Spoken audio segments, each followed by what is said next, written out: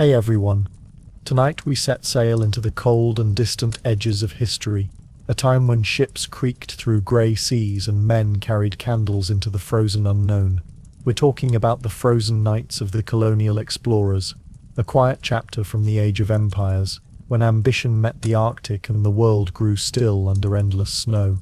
Before we begin, take a second to like the video, subscribe if you enjoy these calm journeys into the past, and let me know in the comments where you're listening from, and what time it is for you. It's always strangely comforting to imagine people around the world drifting into sleep under the same slow voice. Different skies, so dim the lights. Maybe put your phone on silent. Let the room grow quiet. The kind of quiet that only exists right before a story begins. Outside, imagine the faint creak of wooden masts, the smell of salt and tar, and the sound of waves turning colder with every mile north. Because tonight, we're not just traveling through history, we're entering the long winter of the colonial explorers, where time itself froze, and the world fell silent beneath a pale and endless sky. Let's set the scene. Night had already begun to settle when the first sounds stirred in the harbour. A faint whistle of wind moved across the quay, catching in the rigging of wooden ships,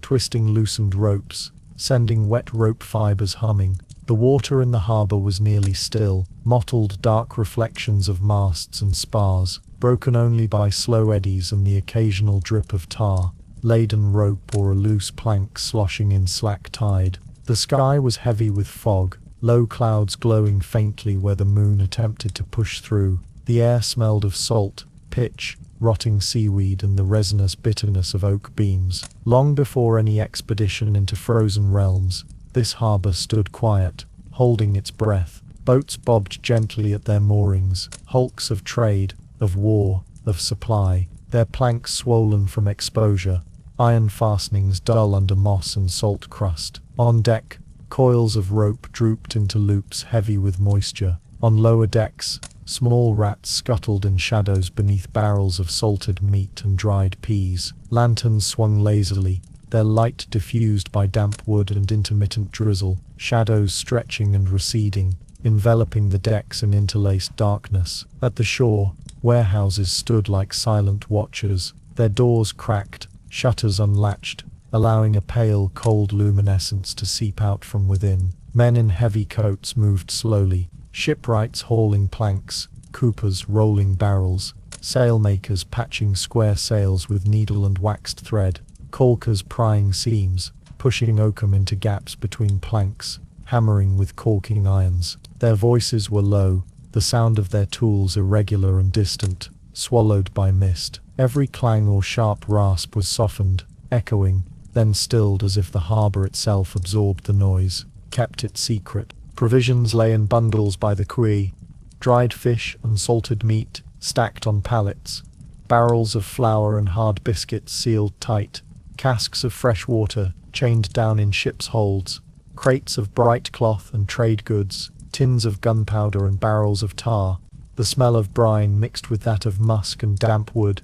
Seagulls wheeled overhead, uttering long, mournful cries, then retreating with wings whispering through the haze. A lantern here, a pair of boots left at a gangplank there, small intimations of life preparing to depart. The captains and officers remained offshore, or in the houses overlooking the bay. Their meetings were quiet affairs. In candlelight, maps were spread across tables, ink still wet on coastlines and unknown patches.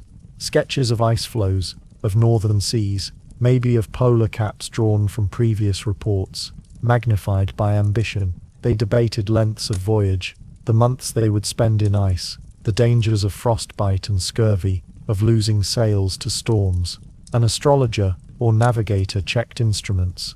A chronometer balanced precariously on a table, quadrants and sextants kept polished, lenses cleaned of brine spray. They consulted logs from earlier voyages, descriptions of storms, of nights so cold that metal buckles froze onto skin, of seas so still that ice grew unattended upon decks. These were not stories told for courage, but for caution. Even the ships themselves seemed to sense the latent tension. Their timbers creaked quietly as they shifted with the tide.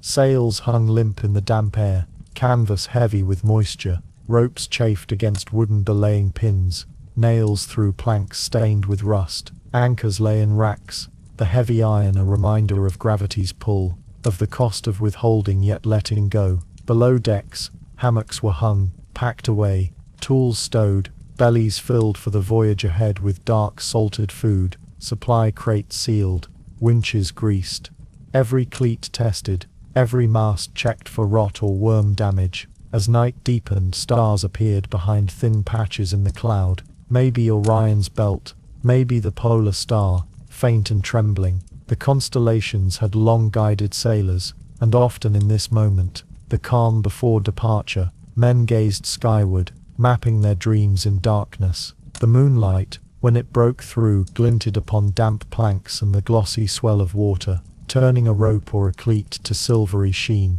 The harbour lamps, flickering, cast long shadows across wet cobblestones. No trumpet, no fanfare, no song, only the low murmur of human readiness mingled with the inescapable sound of water, lapping, breathing, foaming just beyond the bulwarks.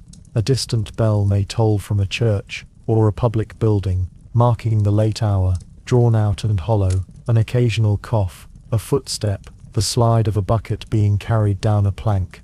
The wind that reached among the rigging was cold, foreshadowing frost.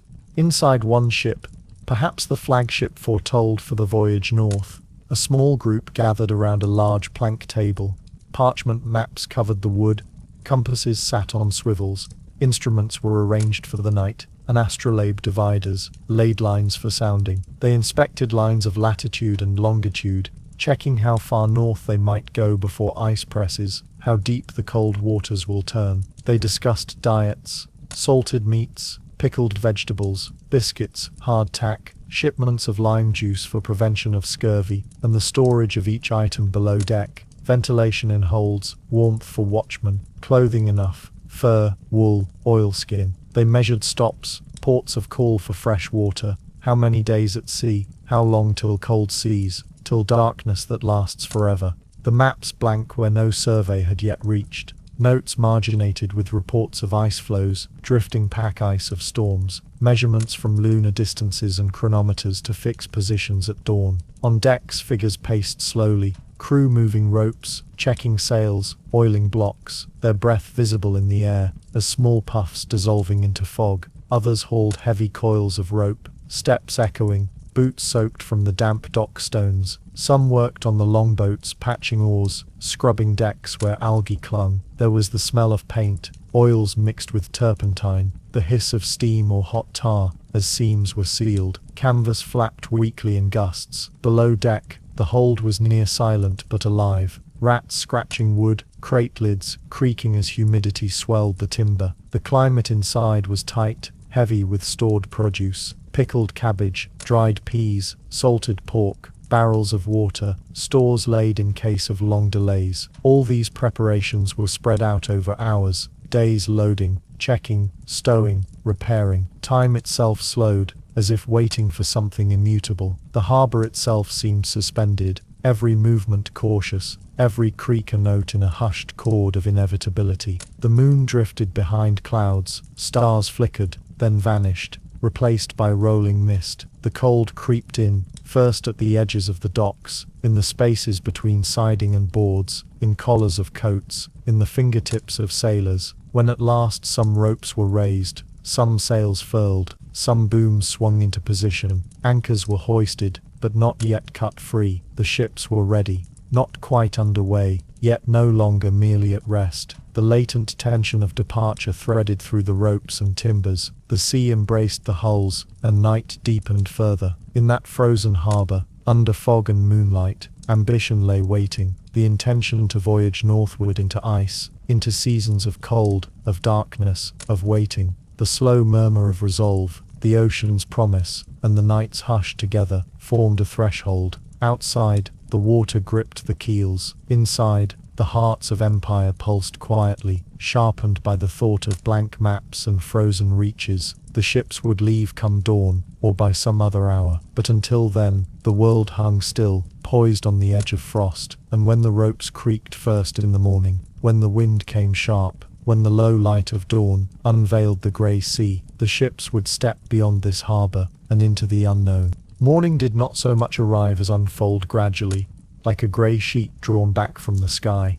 The fog lifted in strips, revealing the masts of ships glinting faintly under thin sunlight. Behind the harbour, down cobbled lanes and through wooden doors, the quiet labour of the previous night had given way to another kind of silence, the silence of study. Inside offices, drawing rooms and naval quarters of the colonial city, men bent over great tables where the world lay flattened and incomplete.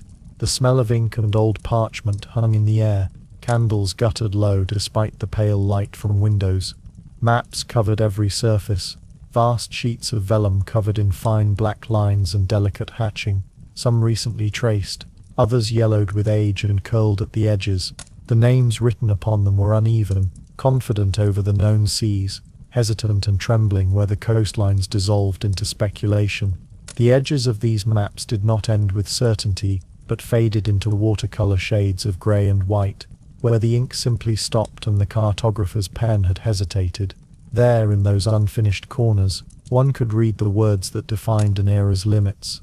Terra incognita, here be monsters, here be ice. But the men studying these maps were not merely navigators or officers, they were archivists of ambition. Some had spent years cataloguing reports from previous voyages, journals, letters, sketches brought home by men who had vanished soon after. Others were royal surveyors, trained in the delicate art of measurement, converting wind and sea into geometry. Their rooms smelled of whale oil and candle wax, of old wool cloaks and wet leather. A barometer rested on a shelf beside a half-emptied bottle of rum. Every object spoke of endurance. They leaned close, tracing coastlines with calloused fingers. The map of the North Atlantic spread across one entire table, Greenland's eastern coast left as a pale blur, Baffin Bay drawn with guesswork, the Northwest Passage marked by nothing more than an optimistic arc leading from one uncharted inlet to another. Beyond that, whiteness. Each map was a kind of mirror, reflecting what civilization thought it knew. Where the outlines were clear, Spain, England, France, the familiar Atlantic routes, the ink was bold and sure. Where the world turned cold, the ink trembled, and the names grew scarce. The sea north of Labrador was little more than a blue wash of uncertainty. Some maps even showed phantom islands, fragments drawn from rumour or error, that drifted between truth and imagination. In one corner of the table lay a smaller chart, its parchment stretched and pinned. It showed an imagined sea route curling northward between two vast glaciers, a narrow corridor that if real might shorten the voyage to Asia by half the world's width. No one knew if it existed, but the hope of it lingered, soft as the candlelight. Around the maps lay instruments, brass compasses, dividers, a sextant, a few astrolabes dark with patina. There were globes too, painted and cracked. The oceans faded to grey-green, the equator rubbed bare by too many fingers. In this dim room of empire, men spoke in low tones of latitude, longitude, prevailing winds and magnetic north. They spoke of currents and provisions, of fur trading posts and missionary routes, of the possibility that the world could yet be smaller if one only dared the ice. Outside, the colonial city moved at its own unhurried pace. Carriages rolled through narrow streets. Bells tolled from a church. The marketplace murmured faintly in the distance. But inside, the atmosphere was dense, suspended between thought and decision. This was not a room of excitement or triumph. It was one of calculation, of slow intent. A record book sat open on another desk. Ink entries detailed earlier voyages. Captain Ross, 1818, ice impassable beyond Melville Bay. Franklin Expedition, 1825, strong pack, provisions failing. Reports from whalers near Disco Bay. Polar bears, moving ice, Great Aurora. Each entry was a reminder that exploration was written in years, not days, and that knowledge came at a price paid slowly in cold and silence. Yet the entries, even the grim ones, carried a peculiar gravity. They were not warnings so much as invitations. In the corner of the room, a cartographer adjusted his spectacles and leaned close to a half-finished sheet. His quill moved slowly, scratching over vellum, tracing the faint suggestion of a coastline that another explorer had once described. Ice cliffs rising higher than the masts. His hand hesitated where the description ended.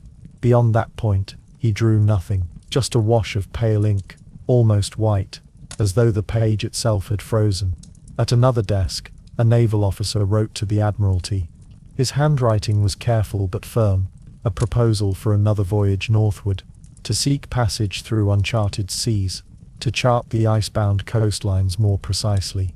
He wrote of scientific opportunity, measurements of magnetism, temperature, and atmospheric pressure, but beneath the technical words lay something less practical, the allure of emptiness, the human need to fill blank spaces with meaning. It was this quiet impulse, more than orders or funding, that truly moved ships to sea. The Empire, with its maps, did not chase glory in these latitudes. It sought completion, the closing of gaps, the smoothing of uncertainty. In candlelight, men saw not peril but promise in those pale, unmarked regions. As the hours wore on, the fog outside began to thin. Light filtered through the windows, catching the edges of brass instruments and turning them briefly gold. Dust drifted through the air like snow. The men continued their silent work, measuring, comparing, debating, a choreography of patience. Later the room would grow quiet again. Candles burned low, their wax pooling. The maps, once alive with discussion, lay still, but the image of those pale edges, the faded northern margins where the world ended, would linger in their minds. Somewhere beyond those drawn lines, beyond ink and estimation, lay a vastness they could only imagine. And when the door finally opened, when boots stepped out into the damp air of the harbour once more, that image travelled with them, a white horizon that seemed to beckon. The sea awaited, as grey and unknowable as ever. The ships, still moored, rocked faintly in the rising tide. Ropes strained, anchors creaked. Orders were given quietly, almost ceremonially. Sails were prepared to unfurl at the next tide. The maps, now sealed in waxed cases and packed in chests, would go with them, as both guide and question. The harbour's morning mist, thinning now, revealed the faintest shimmer of the northern sky. The wind carried the scent of snow, and so, with those maps of blankness folded and stored, and the quiet promise of the unknown waiting somewhere beyond the horizon, the explorers began the long process of turning intention into motion, counting barrels, tightening ropes, checking compasses that would soon tremble under polar magnetism.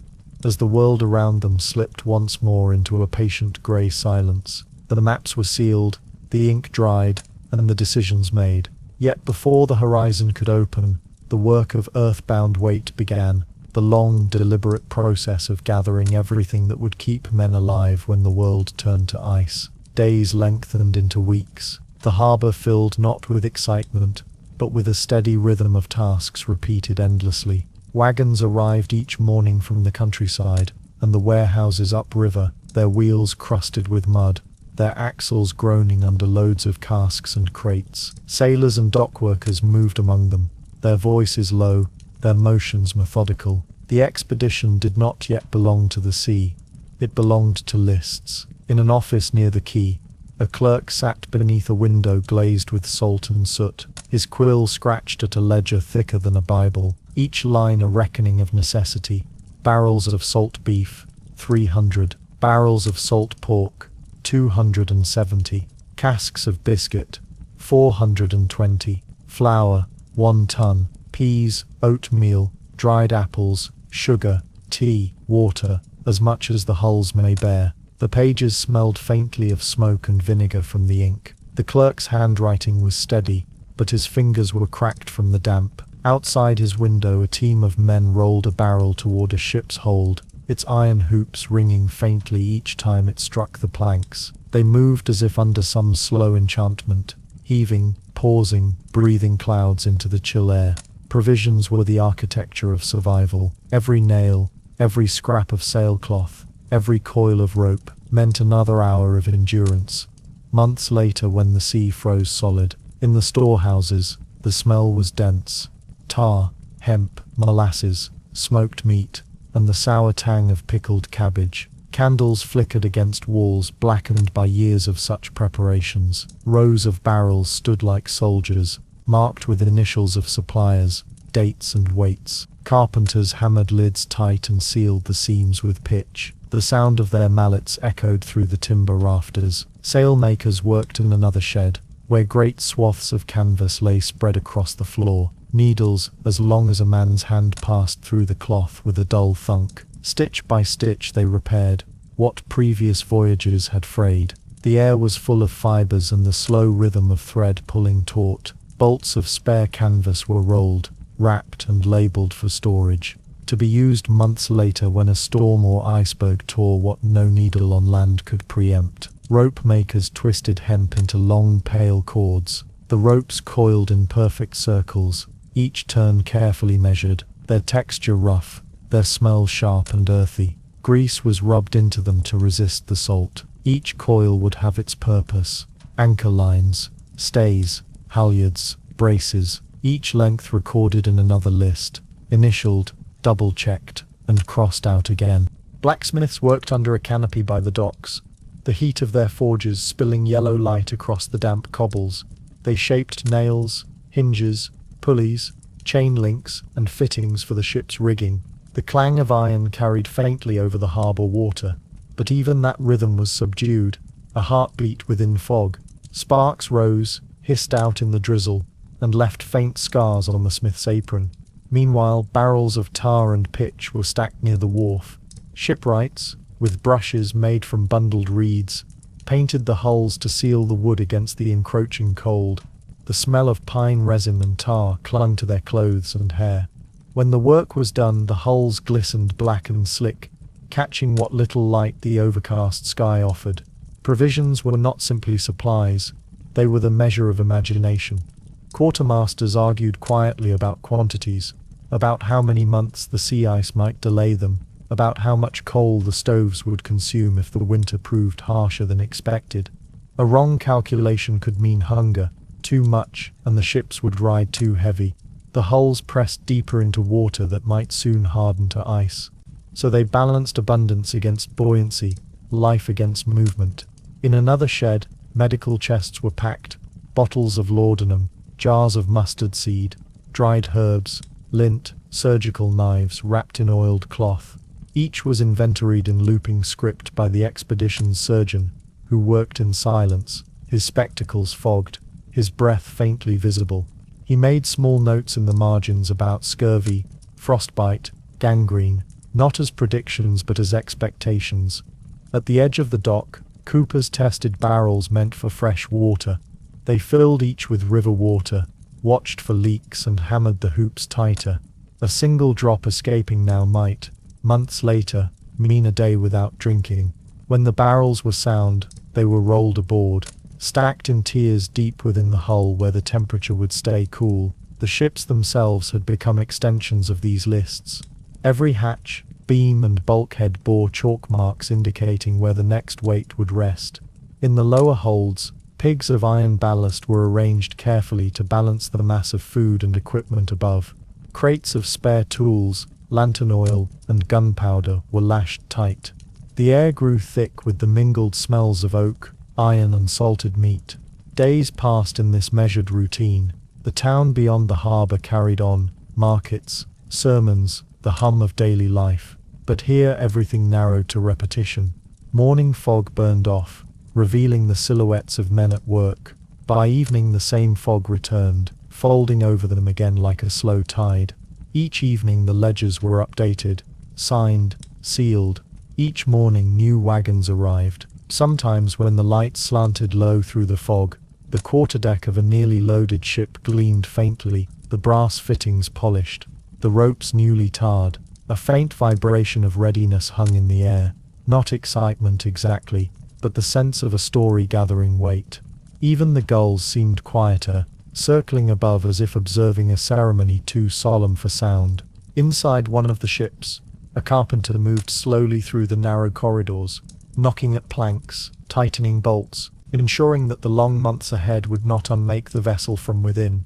He paused at the bulkhead, where provisions were stacked nearly to the ceiling. Salt meat, flour, dried peas, and listened to the hollow echo of the hull.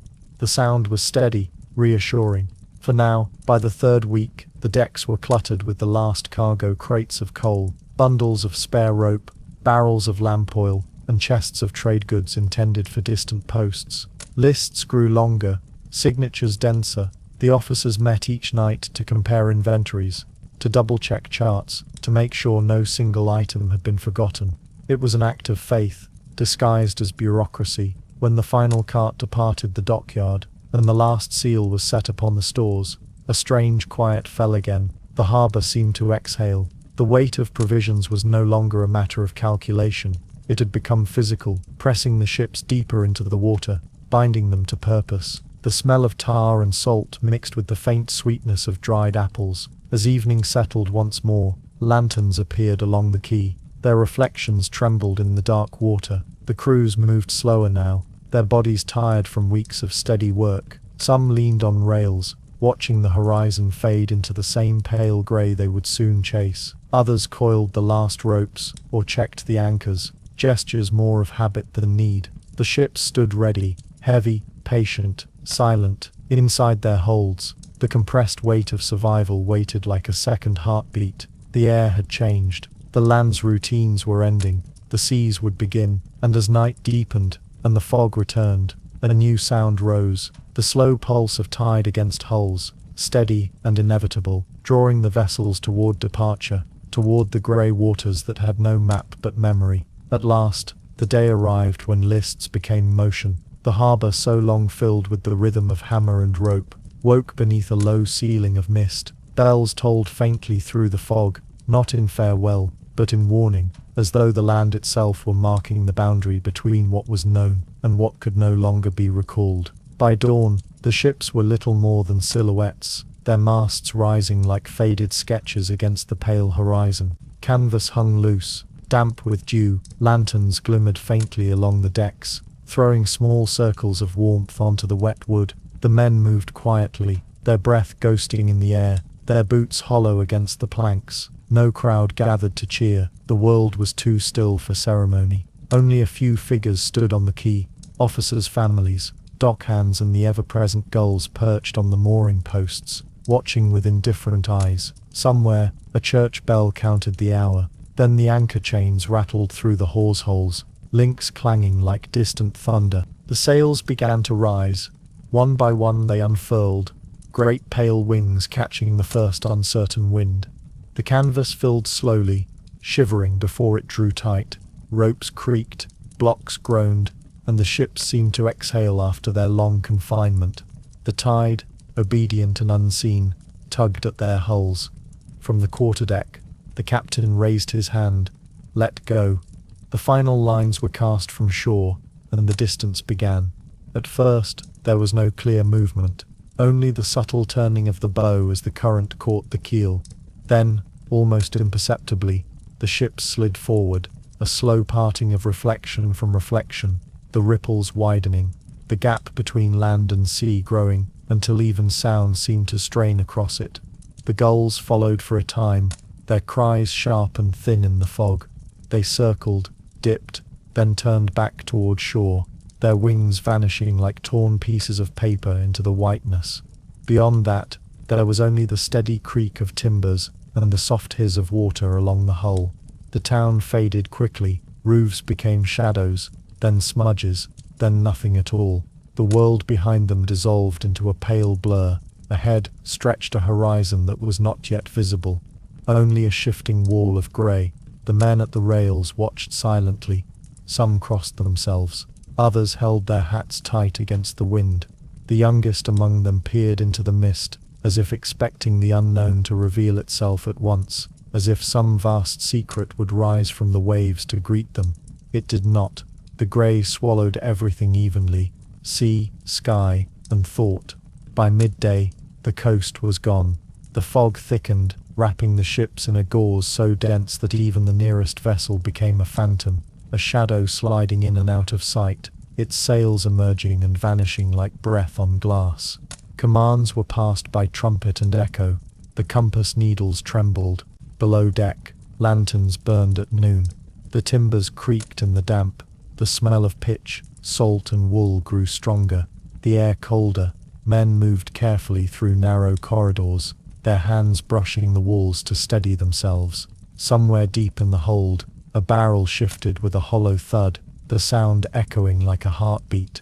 On deck, ice began to gather in the rigging, small delicate crystals that clung to the lines and glittered faintly in the dim light. Sailors scraped them off with gloved hands, laughing softly at the omen, though their breath came in short clouds. The sea had already begun to harden its language. Toward evening, the fog lifted slightly, revealing a wide grey plain of water without texture. The sun was a pale disk behind the clouds, neither rising nor setting, simply existing.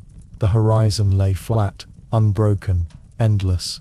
For the first time, the men could see their companion ship at a distance 2 miles away. She moved like a ghost under full sail, her masts faint and silver against the gloom. The captains exchanged signals. A single lantern raised, answered, then lowered. No words were needed. They were alone now, together. Dinner was taken in near silence. Tin spoons against wooden bowls, the soft murmur of voices, the occasional rattle of wind through the portholes. The officers discussed currents, weather, and the direction of the wind. The crew spoke of little at all. Most sat quietly, listening to the steady heartbeat of the hull against the sea. Night came without warning, one grey turning into another. The fog closed again, thicker now, heavy with moisture. Lanterns on deck burned dimly, halos of gold within the silver dark. Somewhere beyond, whales surfaced, unseen but heard, their low breaths echoing across the still water like sighs from another world. At the bow, a lookout peered into the mist until his eyes ached. There was no horizon, no reference, only motion. The sea rolled beneath the ship without texture or sound, like breath passing through a dream. It felt to some as though the world itself had dissolved, that they were not moving through space but through time. When midnight struck, the bell rang 8 times, its sound swallowed by the fog before it reached the second ship. The watches changed. Footsteps sounded briefly on the wet deck, then faded. Somewhere deep within the hull, a man hummed, a low, steady tune without words. By dawn the water had turned a deeper shade of steel, the air was colder, sharper, and the ropes stiffened where frost had formed overnight. The ships moved steadily, the sails full but strained, the hulls groaning faintly under the pressure of wind and water. Ahead, the grey remained. It was as though they were sailing not toward a place but into an idea. The land was gone, the world behind them had closed its mouth. Only the sea remained, grey, soundless, endless, and the slow heartbeat of timber against tide. As the ships pressed further into northern waters, the world became a monotone of grey. The land had vanished entirely behind them, leaving only the broad expanse of sea, cloud, and mist. Days stretched into one another, indistinguishable in the low, diffuse light. The sun, a pale disk when it was visible at all, skated along the horizon in long arcs, casting no shadows and giving no sense of the passing of hours. On some mornings, the sailors awoke to find the sky fully clouded, a thick sheet of lead pressing down through which even the faintest indication of time refused to penetrate. Compasses, instruments of certainty for hundreds of years, began to behave unpredictably. The closer the ships drifted toward the high latitudes, the more irregular the needle swung. Officers consulted sextants and chronometers repeatedly, cross-checking lines of latitude, only to find their calculations contradicted by the ship's slow drift. Where once precision-guided navigation, now uncertainty ruled. Each measurement carried a quiet weight. 1 degree of error in these waters could send a ship hundreds of miles off course, into cold currents and ice fields no one had fully charted. The color of the ocean itself seemed to change with the latitude. It lost the blues and greens of the temperate seas, and adopted the dull matte pewter of iron. Waves moved slower, their crests rounded, and almost sluggish. Foam, when it appeared, was pale grey, as if diluted by the fog and cold. Every sound, a gull, a creak, a splash, was softened by the dense air and distant mist. Below deck, the timbers groaned quietly, responding to currents that were heavier, colder, and less familiar than anything the sailors had experienced. Below the hatches, the air grew colder with every passing day.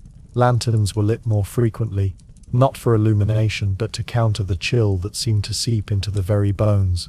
Breath became visible in clouds as men moved through the narrow corridors, speaking little, conserving warmth and conserving energy. Rations were measured carefully. Each bite of hard biscuit, each mouthful of salted meat, was a reminder of endurance. The officers themselves walked the decks less often, observing the horizon with narrowed eyes, noting ice drift and wind patterns, cataloguing every nuance, yet often finding their logs repetitive. Lists of grey waves, grey skies, grey indistinct shapes in the distance. Sleep itself became a fragile ritual. Hatches closed to hold heat. Hammocks swayed gently with the slow, imperceptible rocking of the ship. Sailors whispered to one another, only to preserve morale, telling stories of distant lands, of homes and markets, of rivers and forests that no longer seemed part of the world they inhabited.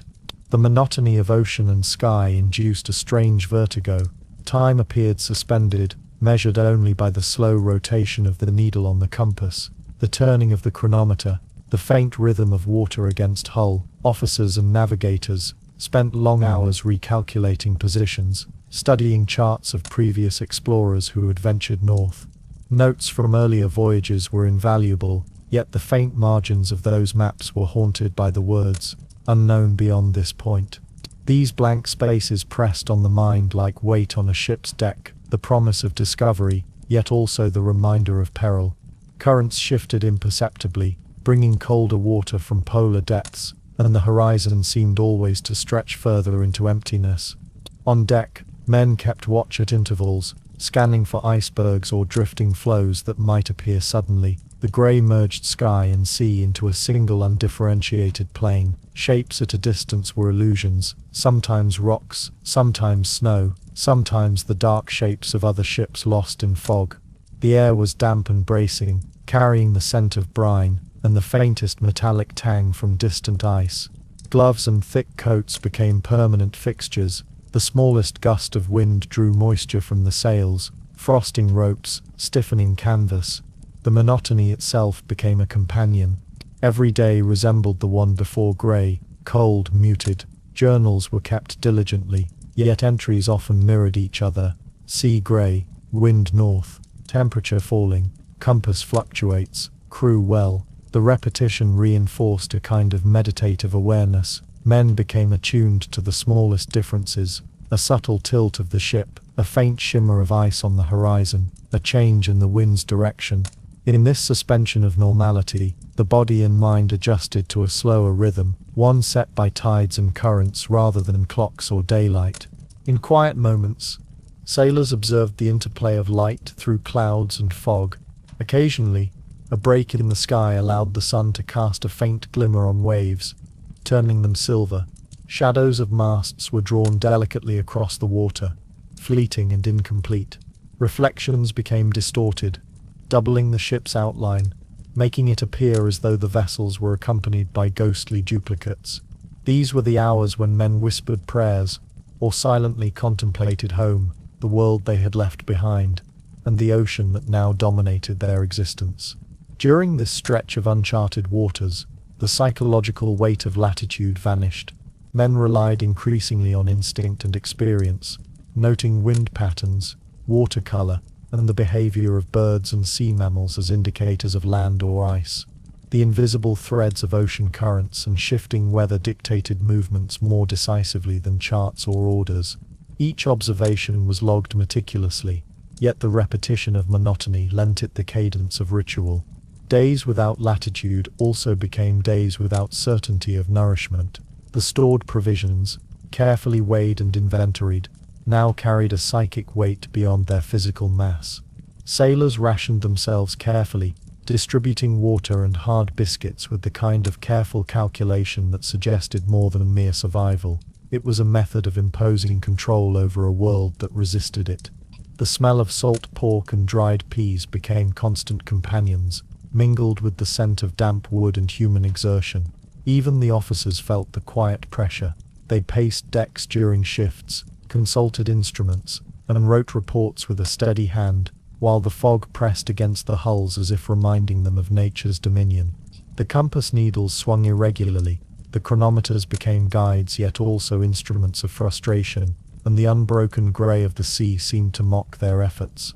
Silence deepened as days passed, punctuated only by the occasional flapping of canvas, the scrape of a block or the call of a gull that appeared momentarily from the mist before vanishing again. And in this monotone world, the first hints of ice began to appear at the edges of perception, shards floating just beyond sight, glinting faintly in the muted light, signaling that the northern reaches were approaching.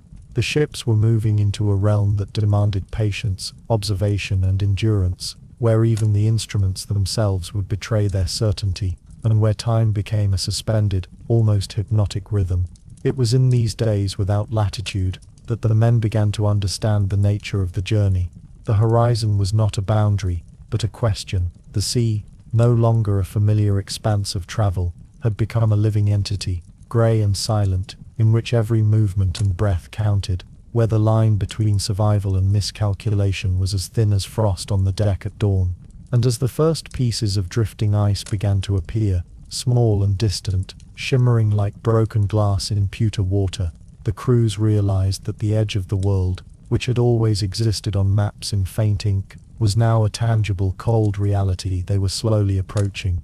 The monotony of grey waters began to break in the faintest manner at first, almost imperceptibly, as though the ocean itself were shifting its temperament. Small shards of ice appeared on the horizon, mere glimmers that caught the weak northern light and reflected it as fleeting flashes of silver. At first, the men on deck thought them nothing more than foam, flotsam carried from distant shores, or odd shapes of driftwood. But as the hours passed, the fragments multiplied. They became irregular, angular, cold, and persistent, floating in patterns that had no apparent rhythm, except that of the tide. The first contact with the ice was quiet. A small floe drifted close to the hull of the lid ship. The timber scraped against the ice with a faint, almost melodic sound, a soft tapping that echoed through the decks, down into the lower holds, and even into the cramped cabins below. It was neither alarming nor violent, only insistent. Over the course of hours this faint music repeated, tap-tap, over and over, like a slow memory etched into wood and water. Sailors paused in their duties, listening, realizing that this was not a sound of land or weather, but of a new element, one that belonged to a world entirely separate from their own. The ice began to spread in patches. Small sheets gathered along the prow, clustered near the waterline. They were delicate, fragile-looking, and yet insidious in their presence. The men measured their positions carefully, steering to avoid collisions but noticing that every course adjustment revealed more ice, more resistance, and more uncertainty. These first flows were mere hints, the beginnings of an ice world that would soon grow unrelenting. Below deck, the change was subtler yet constant. The hold grew colder as the hulls brushed against the floating ice. The smell of salt intensified, mingled now with the crisp, metallic tang of frozen water. The timbers contracted and creaked, adjusting to a new stress, and men noticed it subconsciously, in the slight shifts underfoot, in the small tremor of a mast as wind caught it over the slickened decks. Lanterns burned longer, not to provide illumination but warmth, their faint smoke rising in coils into the damp, chilled air. The officers, accustomed to calculation and order, found the ice a new variable beyond measurement. Their compasses fluctuated even more as the magnetic disturbances increased, and the drifting sheets made navigation an ongoing negotiation with forces beyond human control. Sextants and chronometers were consulted repeatedly, but the readings were irregular, and certainty became a rare commodity. Maps were folded and unfolded, notes were made on the ice positions, and all the while the floes continued to tap, whispering through the vessel like a subtle insistence from an alien landscape. Outside, the visual change was hypnotic. The grey monotone of open water was now punctuated by whites and pale blues, reflections of the shifting ice in the dim northern light. The sun, still pale and diffuse, refracted on the surfaces of the floes, giving them a ghostly translucence. Waves lapped quietly against the edges of ice, producing a sound that mingled with the hull's tap, a chorus of cold, a lullaby of an uninhabited, indifferent world. Sailors walked the decks with measured steps, their eyes tracing the horizon and the scattered ice. Hands were gloved, faces wrapped in scarves, breath rose in clouds, vanishing as quickly as it appeared. Every motion, every glance became deliberate, a rhythm imposed by the environment itself. Conversation was minimal. Words carried a fragility against the omnipresent sound of ice. Even laughter, when it came, felt subdued, like an intrusion into a cathedral of silence. The first ice brought with it subtle lessons. Men learned to gauge its movement by sight alone, how it drifted with the current, how clusters of sheets signaled deeper concentrations ahead, how even a single small flow could disrupt the keel if ignored. Orders were issued in low tones, as if louder voices might shatter the fragile spell that this frozen world cast.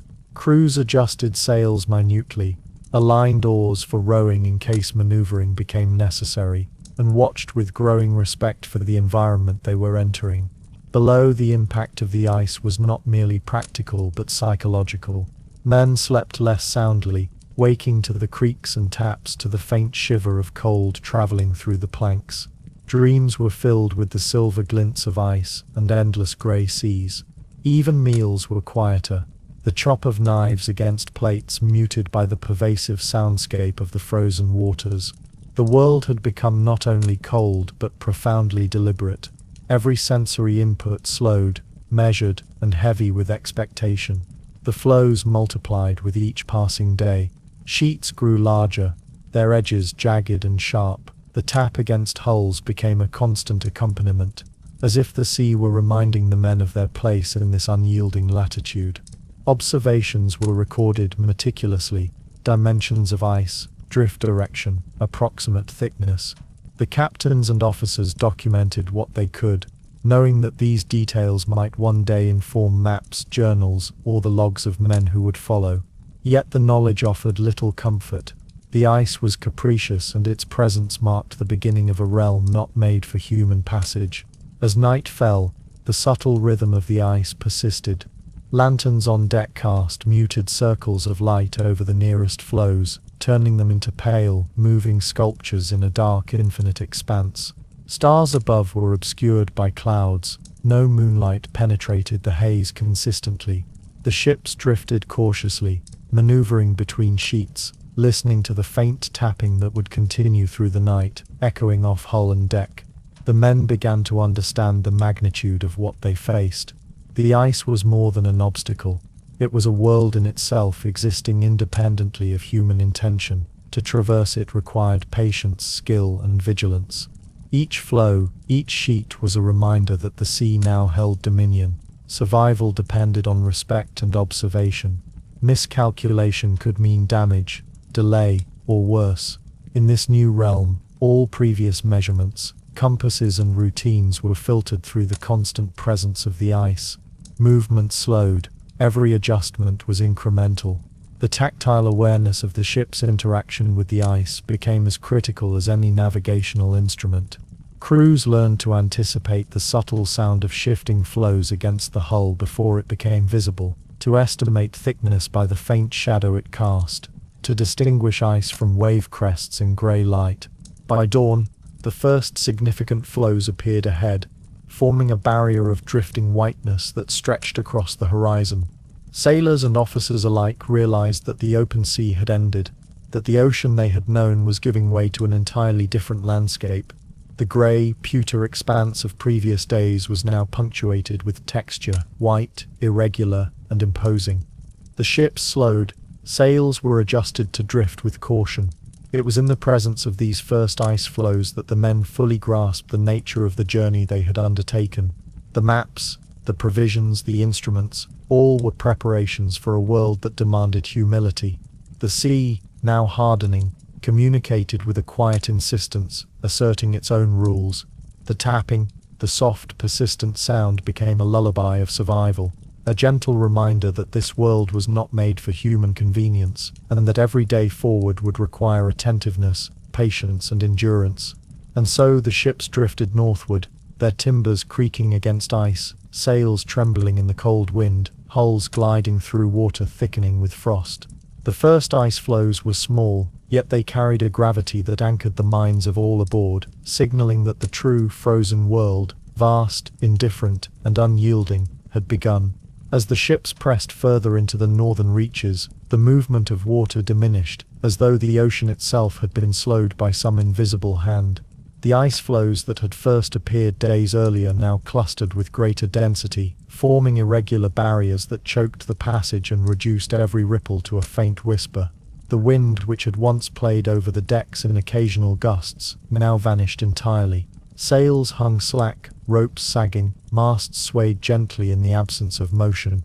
The ships became islands of human presence in an ocean that had forgotten to move. The surface of the sea resembled a liquid mirror, mottled grey with patches of floating ice, half melted and shifting only under the influence of the faintest currents. Each floe seemed suspended, neither sinking nor drifting with the vigour of open water, creating a landscape that was both familiar and alien.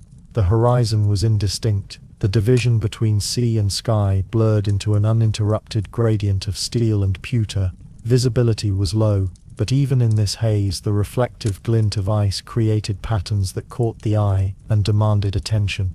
Below deck, the absence of wind changed everything. The timbers settled with an audible creak, a sound amplified by the stillness outside.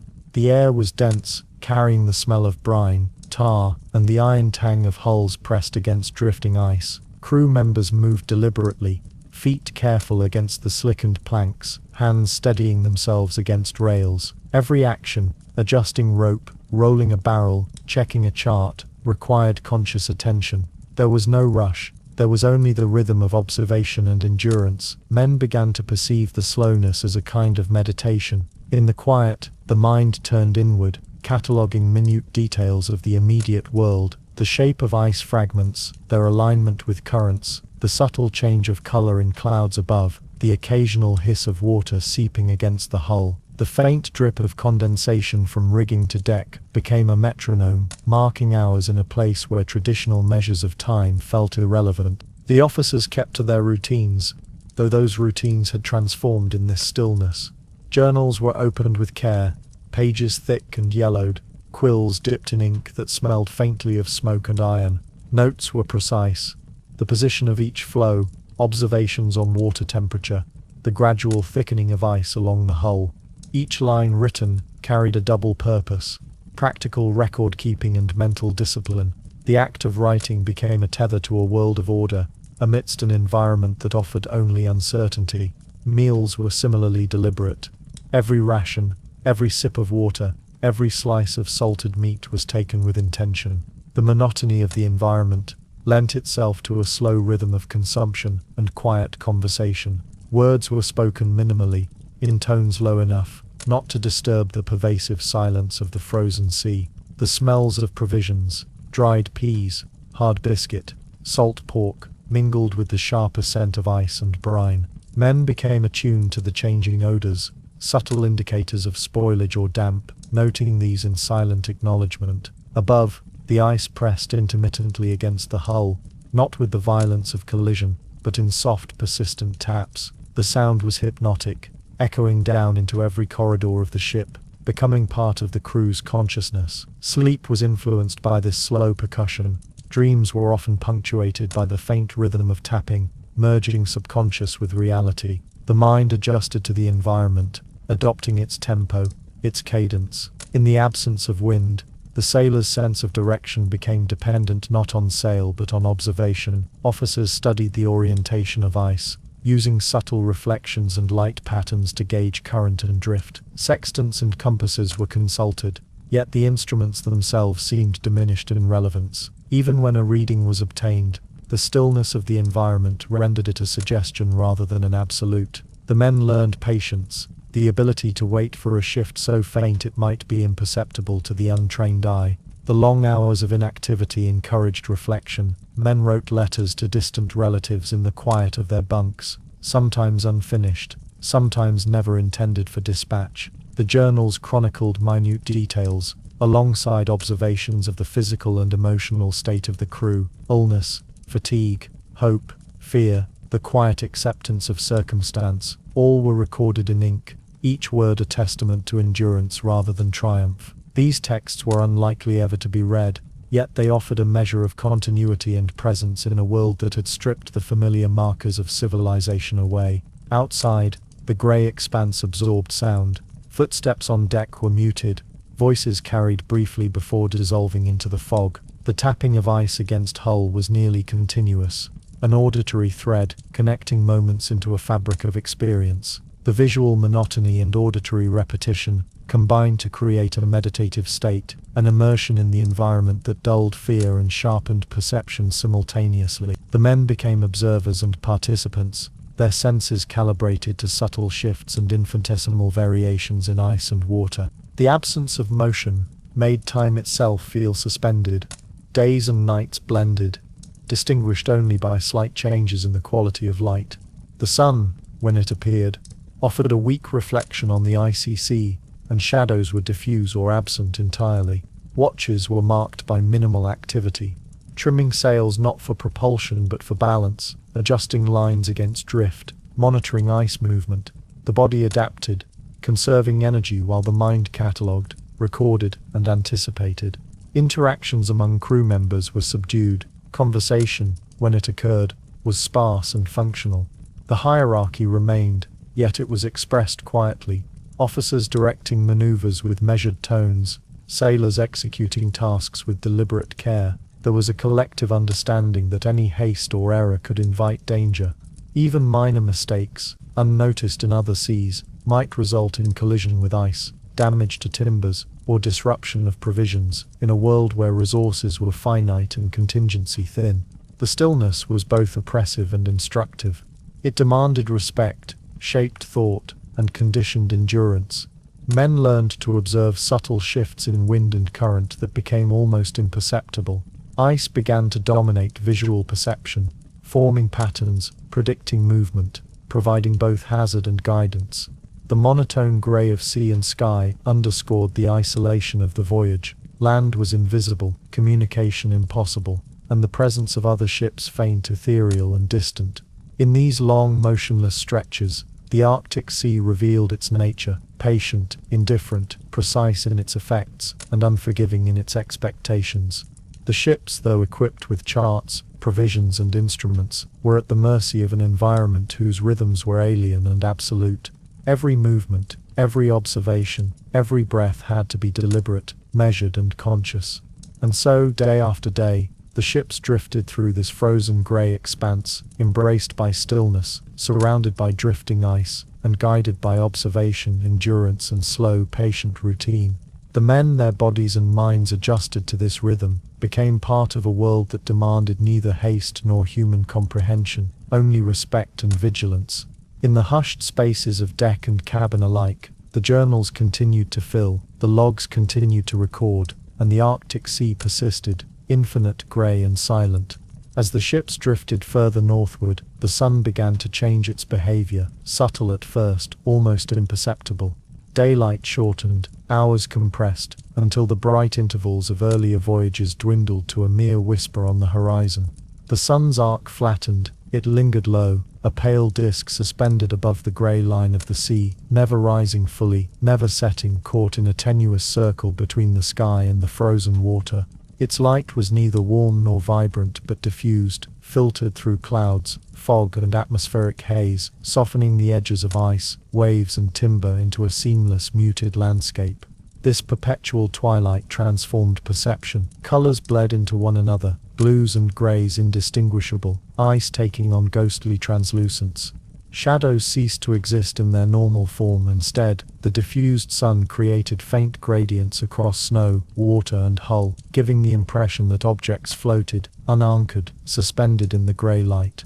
Sails shimmered with moisture, ropes glistened, and the wooden planks of decks appeared to absorb the pale glow, reflecting neither brilliance nor warmth.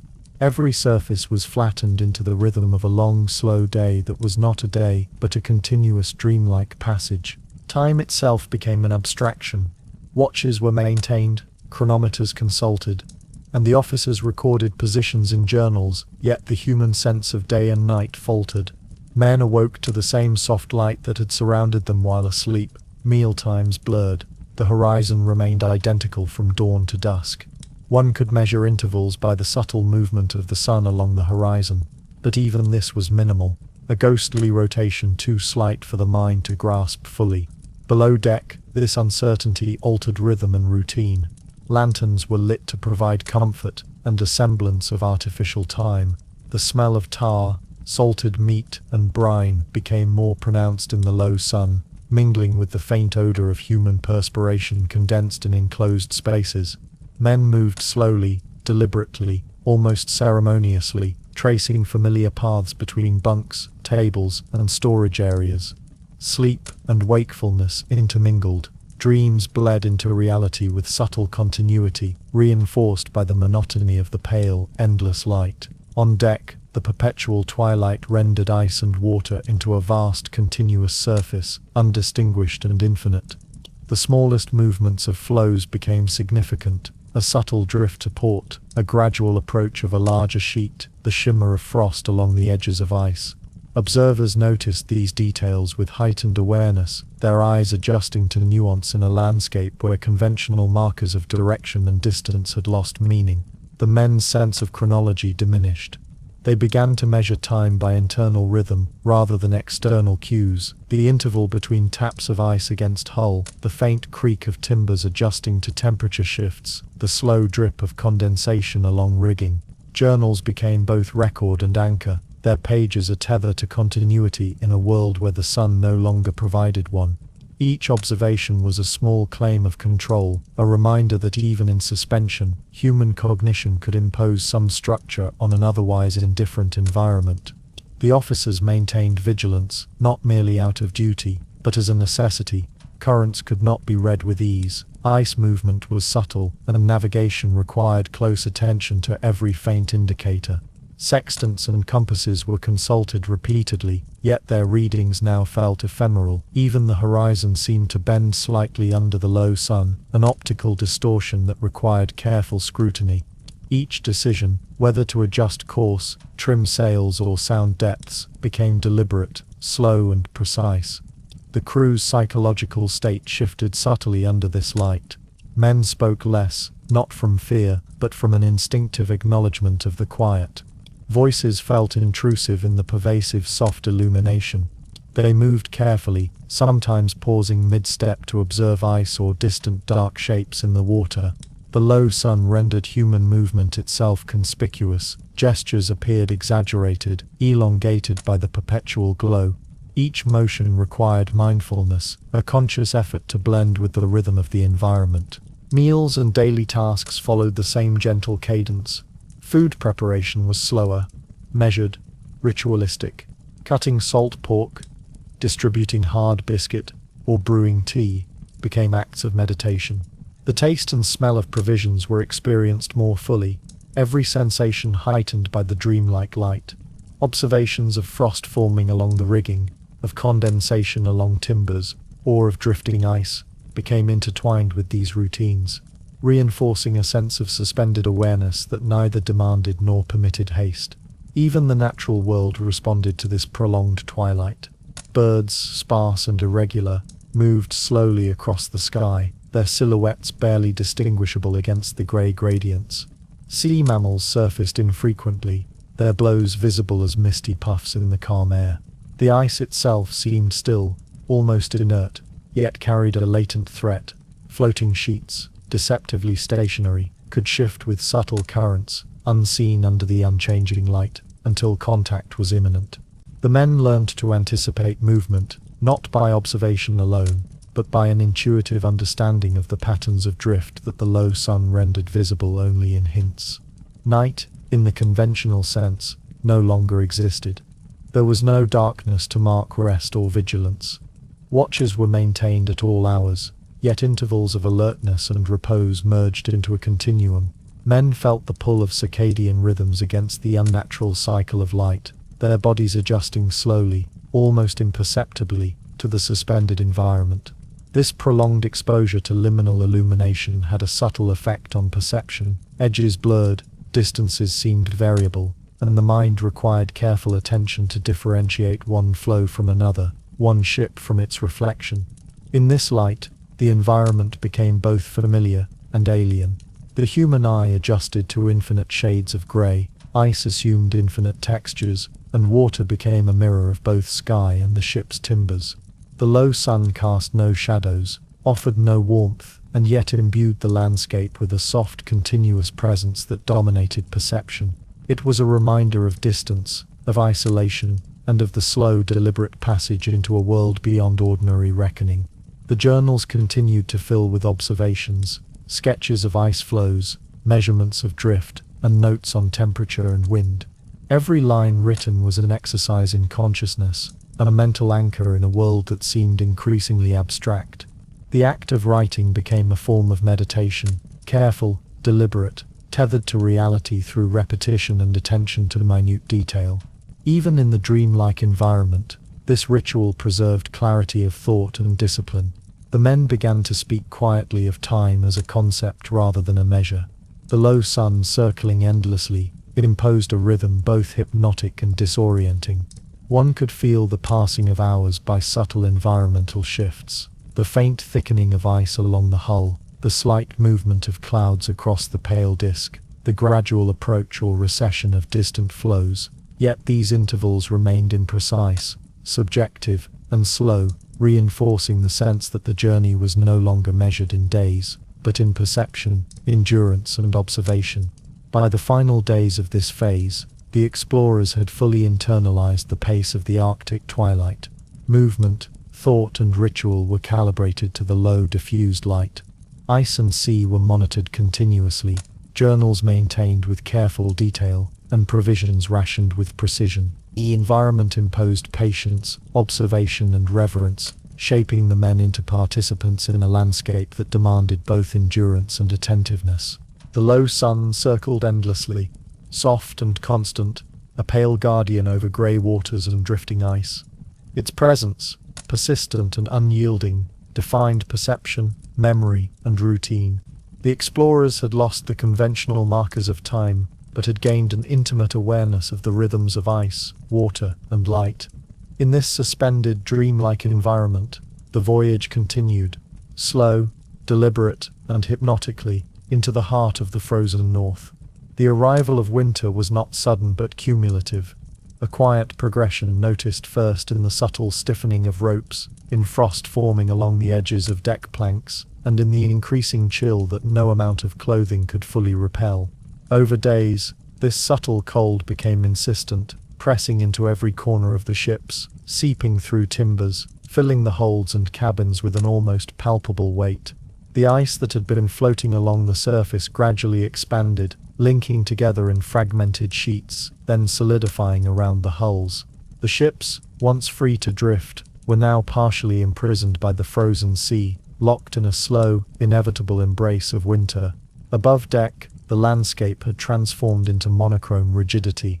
Snow collected on ropes, masts, and sails, forming delicate crystalline patterns that sparkled faintly in the muted northern light. Ice formed along the gunwales, small sharp ridges projecting outward like the teeth of some slow-moving creature. The sea itself appeared to pause, frozen into a half-motion state, waves stiffened and smoothed by the cold, reflecting light in soft, diffused bands. The boundaries between water and ice blurred, darker patches of sea shimmered beneath the thin crust of frost, while larger sheets glinted a ghostly white. The ships creaked gently, groaning against the resistance of the ice, as if negotiating with the world around them. Inside the ships, warmth became an ever-precious commodity. Lanterns burned steadily, their soft glow casting long shadows against frost-encrusted walls. The smell of tar, salted meat, and damp wood was intensified by cold that refused to relent. Men moved with deliberate caution, aware that a misstep on slick planks could have serious consequences. Every task, from maintaining the rigging to monitoring provisions, required attention to detail, precision, and patience. The rhythm of life was slowed to match the frozen environment, each action measured and deliberate. The silence outside was pervasive. Gone were the occasional cries of seabirds, the gentle slap of waves against the hull, the gusts of wind that had once punctuated the monotony of grey seas. Now, the only sounds were internal, the low, steady groan of timbers adjusting to the cold, the faint tapping of ice along the hull, and the subtle hum of the men themselves as they moved through cabins and corridors.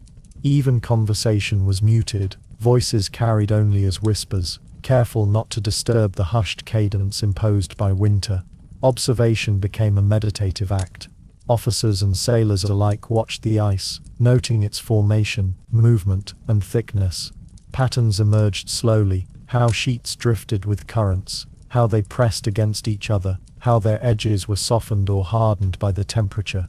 These observations were recorded meticulously in journals, each entry an exercise in continuity and mindfulness. Knowledge of the ice was not merely practical, it was a mental tether, anchoring the mind in a landscape that threatened to erase the ordinary markers of civilization. Sleep was affected in subtle ways. Hammocks swayed gently with the ship's slow movement against the frozen sea.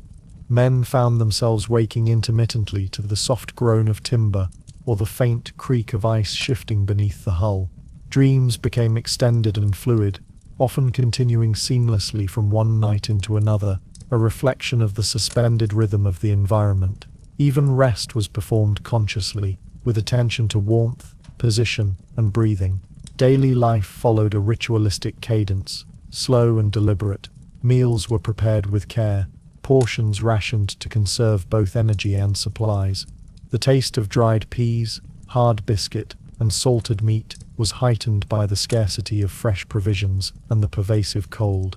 Clothing was layered meticulously, frost periodically, brushed from sleeves and collars. Every action from adjusting lines to checking instruments was performed with heightened awareness, a quiet discipline shaped by necessity and circumstance.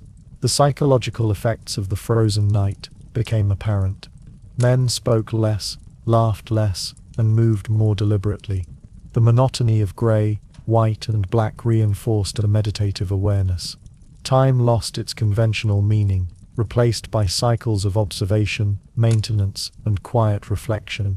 Journals and logbooks became anchors of cognition, each page a record of both environmental conditions and internal state. The act of writing was as much a tool for survival of the mind as a practical necessity for navigation. On deck, the ice presented both obstacle and guide. Sheets frozen into various sizes and densities, pressed against the hull intermittently, producing soft groans and taps. Some floated freely, others were anchored below by unseen currents.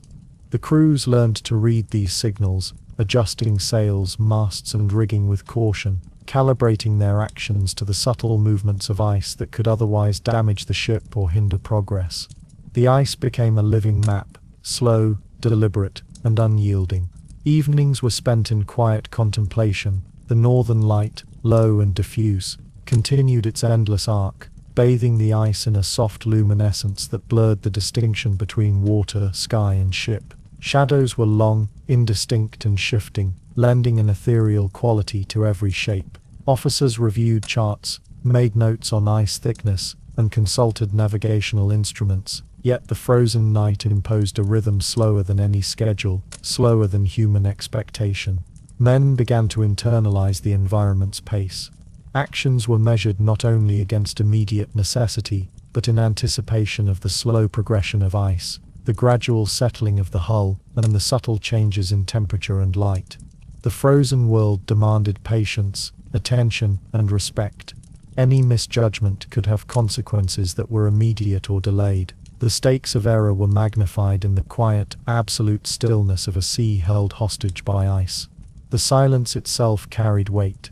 It was not merely absence of sound but a pervasive presence, reinforcing both vulnerability and endurance. Each creak of timber, each groan of ice was amplified in the mind, becoming part of the fabric of consciousness. Observations, whether auditory or visual, were recorded mentally as carefully as they were in journals. Survival became a practice of mindfulness, patience, and continuous awareness. By the final hours of this first frozen night, the ships were fully surrounded by ice.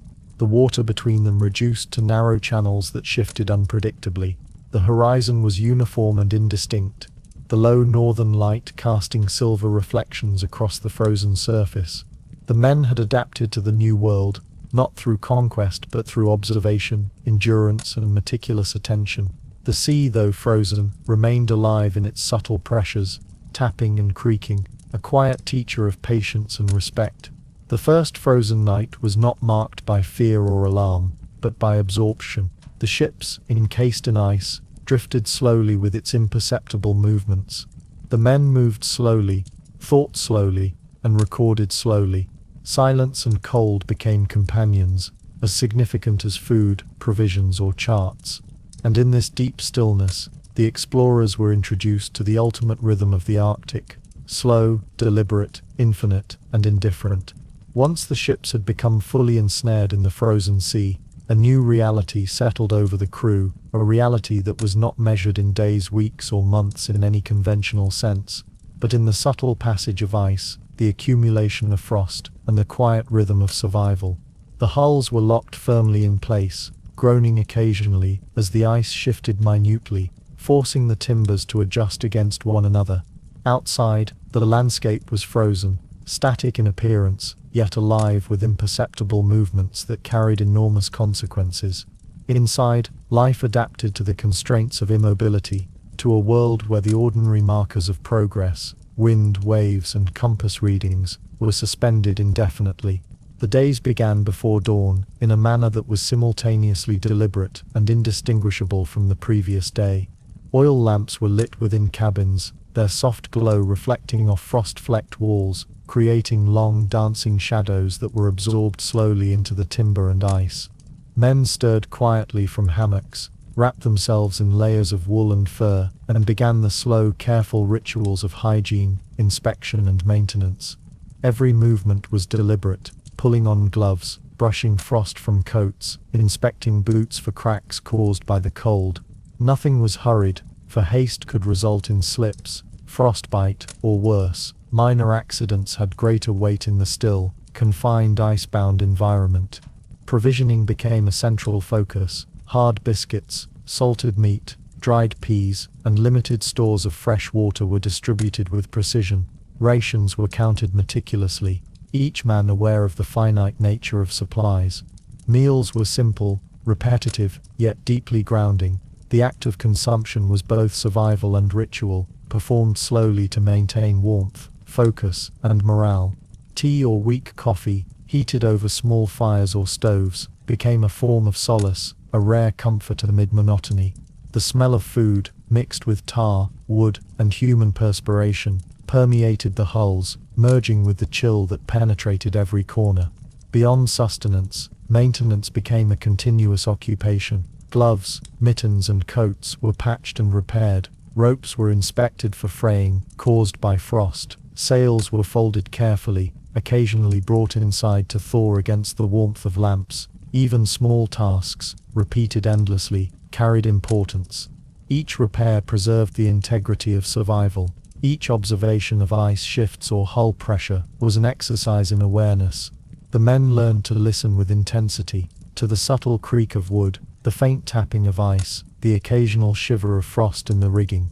These sounds, once background noise, became vital indicators of the environment's state. The night stretched interminably in the polar winter. Without the conventional cycle of sunrise and sunset, time became a soft abstraction. Watches were maintained, yet intervals blurred. Men awoke and slept at irregular patterns, their circadian rhythms, bending slowly to the demands of their surroundings. Sleep itself became layered, punctuated by the noises of the ship's adjustment within the ice. Dreams were influenced by the faint creaking of timber, by the distant groan of pressure from frozen water, blending seamlessly with memory and perception. Rest was measured not by the passage of hours, but by the necessity of attention and survival. Journals remained a constant anchor.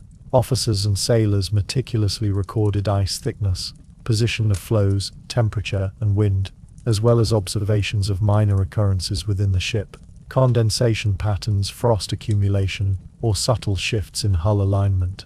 These logs were not merely practical, They were psychological instruments, a tether for the mind in an environment of extended stasis. Each line, each observation, anchored consciousness against the hypnotic monotony of ice and twilight. Life inside the icebound hull also demanded attentiveness to human dynamics. Proximity and confinement heightened both camaraderie and tension. Men moved carefully around one another, maintaining silence and respect for space. Routine chores were as much about coordination as survival, distributing rations, monitoring fires, repairing clothing. The shared understanding of collective endurance fostered a quiet cohesion. Cooperation became instinctive, almost ritualized. Subtle changes in the ice outside dictated the pace of internal activity. A small crack propagating along a floe, a faint shift in pressure against the hull, a distant glimmer of moving water beneath frozen sheets. Each observation required recalibration of expectation. Officers would adjust the ship's rigging or redistribute weight internally to accommodate the unseen forces pressing against the frozen vessel. Even the smallest neglect could lead to damage, a reminder that life in stasis still demanded vigilance. Men adapted psychologically. The sensory environment, dominated by muted colors, soft luminescence, and the monotone tapping of ice, created a contemplative, dreamlike state. Conversations were minimal. Storytelling and news from home were remembered rather than spoken aloud. The internal landscape became as rich and layered as the external one. Men catalogued personal history, imagined futures, and reflected on the slow passage of life, all while their bodies adjusted to cold confinement and repetitive motion. Below decks, the soundscape became intimate. The soft creak of timber, occasional drip of thawing ice, and distant groan of frozen water were constant companions. Each sound was noted unconsciously, a guide to the structural state of the vessel, an indicator of external pressure, or a subtle change in environment. Men learned to anticipate patterns in the sound, a predictive rhythm that allowed both mental focus and practical readiness. Even mundane chores acquired heightened significance. Sweeping the deck, adjusting hammocks, or measuring ice thickness were exercises in mindfulness. Each action required careful observation and deliberate execution. Tasks were performed slowly, measured not by urgency but by the rhythm of the ice and the comfort of the crew. Movement became choreography, harmonized with the subtle pressures of a frozen world outside. The passage of weeks into months created a temporal suspension. Men became observers of incremental change. Frost thickening on masts, subtle settling of hulls, gradual darkening or lightening of the northern light, and the slow drift of floes with currents beneath the ice. Perception was heightened, every detail considered, every repetition noted. Patterns emerged in the monotony, offering both comfort and a method of orienting thought. The act of repair and maintenance was meditative. Patching gloves or mending ropes became both practical necessity and mental discipline. Each stitch, each fold was an assertion of agency in an environment largely indifferent to human effort.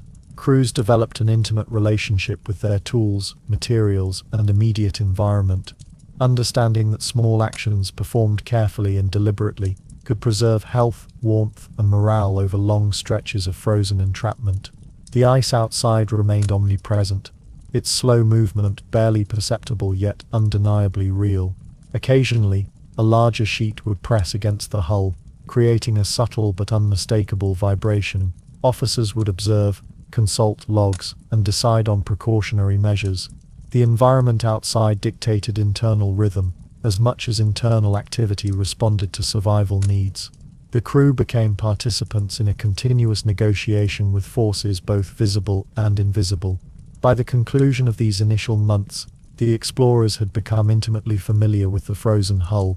Life was reduced to its essentials: warmth, sustenance, observation, and vigilance. Time existed in the subtle accumulation of frost, in the slow drift of ice, in the changing northern light. The environment demanded patience, mindfulness, and endurance. The men were alive within a suspended world.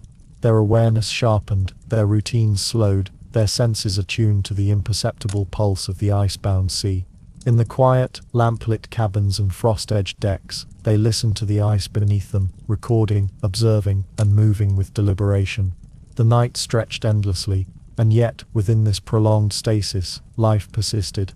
deliberate, measured, and unhurried, a testament to human resilience in a world governed by frost, pressure, and the slow, inexorable passage of frozen time. In the months following the initial entrapment in the ice, the expedition shifted its focus from active movement to meticulous observation.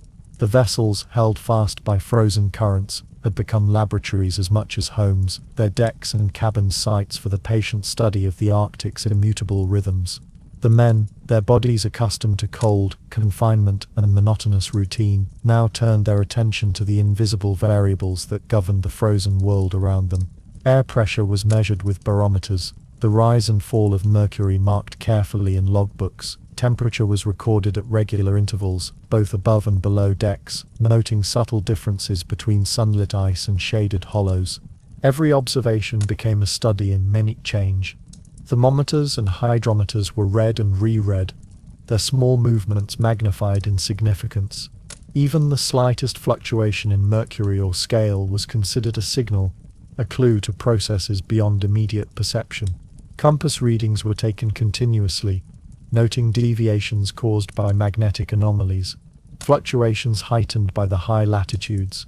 Men learned to anticipate subtle variations in direction, to correlate them with shifting currents, drifting ice, and the gentle undulations of the frozen sea. The ice itself became an object of study, not merely an obstacle. Sheets and flows were measured for thickness, marked in sketches, and observed for cracks, ridges, and patterns of movement. Crews documented how clusters of ice shifted with unseen currents beneath, how surface ice expanded or contracted with temperature changes, and how the texture and color of the frozen water signaled changes in density and stability. Every flow became a unit of analysis, a small component in the complex system of the Arctic, waiting for some alteration that might signify passage or danger. The monotony of observation imposed its own psychological discipline. Men became attuned to imperceptible details, the slow settling of snow, the faint pressure of ice against the hull, the subtle shift of clouds across the pale northern light. Every creak, groan, and tap of timber was catalogued mentally as well as physically. Sleep became intertwined with measurement, dreams occasionally influenced by the subtle vibrations of ice beneath the ship, reinforcing the continuum between conscious observation and subconscious perception. Life continued under the same slow rhythm established over the weeks. Rations were measured and distributed with precision. Clothing, gloves, and mittens were repaired. Instruments were maintained, cleaned, and calibrated. Yet now each task carried a dual purpose: survival and study. The ship's position in the ice dictated both necessity and opportunity. A shift in the flows might require adjustment of rigging, but it also provided a chance to record displacement, to note the angle of pressure, or to observe the interaction between ice and hull. Each minor event was both immediate concern and data point. The expedition's logs expanded in detail. Officers recorded temperatures in multiple locations, noting diurnal cycles of cold even in the absence of conventional day and night. Barometric readings were correlated with subtle shifts in the ice, wind pressure, and changes in cloud formation.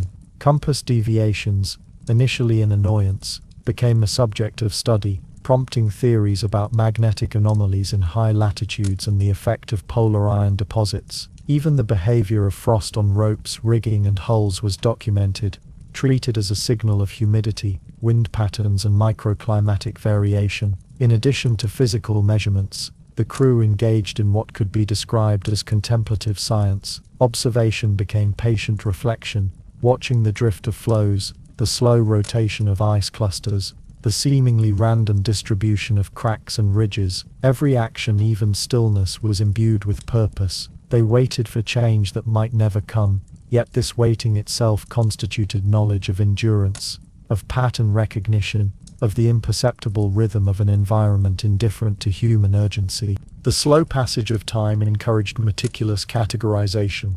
Sketches of ice formations were drawn with attention to angles, shadows, and subtle variations in tone. Notes were appended to indicate temperature, pressure, and movement. Even small phenomena, the melting of a thin layer along a flow's edge, the formation of frost spikes, the faint vibration of water beneath ice, were catalogued. The expedition became a systematic attempt to convert observation into understanding, patience into data. Social interactions reflected the same measured tempo. Conversations were minimal, purposeful, and low in volume, respecting both the close quarters and the contemplative mood of the crew. Tasks were coordinated precisely. One man might record temperatures while another monitored compass variation, while a third observed ice drift. The shared understanding of waiting created a subtle cohesion. Every man's contribution was a part of a larger effort to interpret the environment, to record its slow transformations, and to anticipate consequences of an immutable freeze. The environmental conditions themselves reinforced patience. Subtle wind shifts, almost imperceptible changes in current beneath the ice, and the faint settling of snow or frost required constant attention. Every measurement was contextualized. A change in air pressure might be linked to minor movement in distant flows. A variation in compass readings could indicate deeper currents. Observation became as much an exercise in perception as in calculation. Above decks, the Arctic continued its slow, deliberate performance. Ice drifted with subtle currents, creaking and tapping in a rhythm that was almost musical. Snow occasionally fell in soft, deliberate flakes, altering the visual texture of the landscape. Clouds, low and grey, traversed the sky at a measured pace, diffusing the pale northern light into a seamless continuum. The men learned to read the environment with patience. Each sound, shadow, and subtle change was incorporated into their understanding of the frozen world. As the weeks and months stretched onward, the boundary between study and survival blurred. Measurement became an essential component of life. Waiting, an active engagement with the environment. The men learned to inhabit the icebound ships fully, attuned to the rhythms of light, temperature, and pressure, capable of interpreting signals that might escape less disciplined observers. Observation was both shield and tether, providing structure, purpose, and continuity in a world where conventional measures of time and distance had lost their meaning.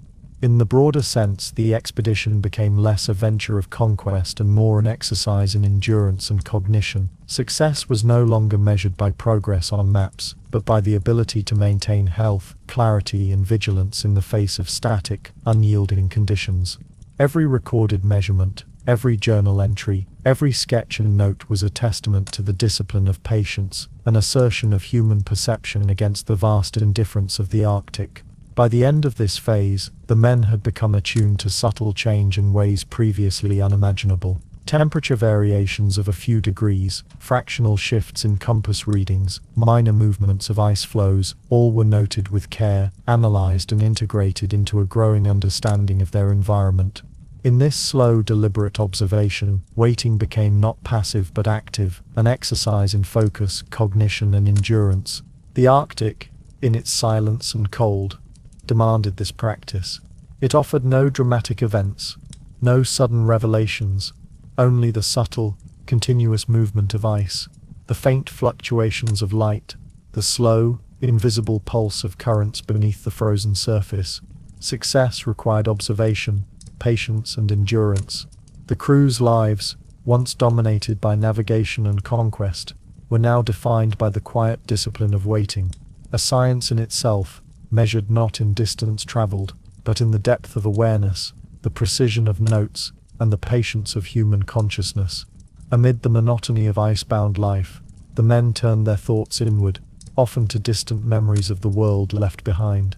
Letters, folded carefully, ink slightly smudged by moisture or time, became objects of ritual. Each word was read slowly, deliberately, over and over, the sentences etched into memory. The familiar curves of handwriting, the sense of paper and ink, the faint residue of candle smoke clinging to pages, were imbued with significance far beyond their literal meaning. In the absence of familiar surroundings, these letters were a fragile bridge to the old world, connecting men who were otherwise isolated to families, friends, and communities that seemed as distant as stars. As they lingered over these letters, memories surfaced with a vividness sharpened by deprivation.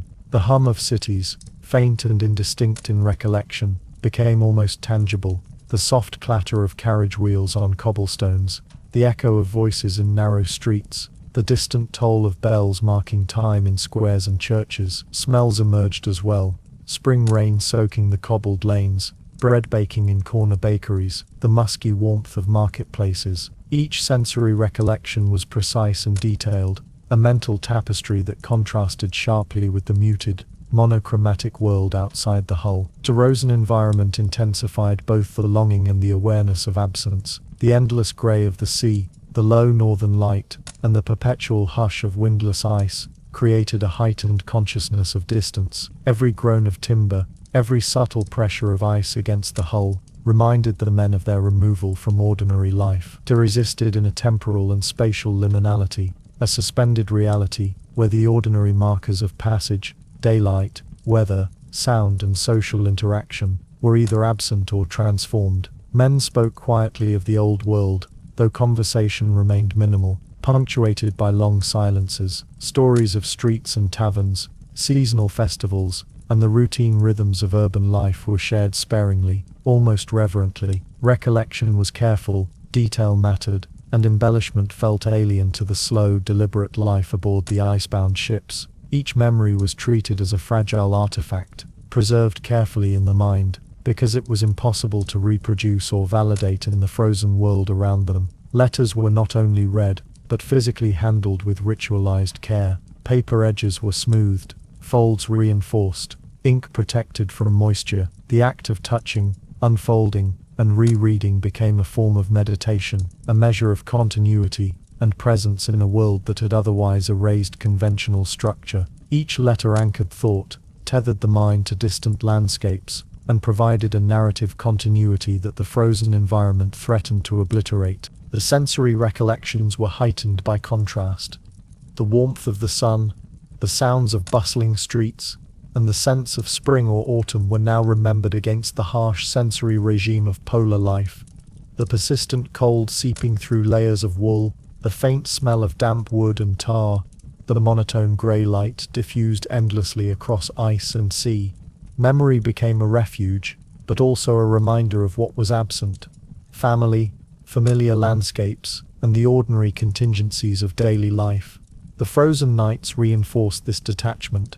The long stretches of darkness, punctuated only by diffused northern light, seemed to suspend events and compress time.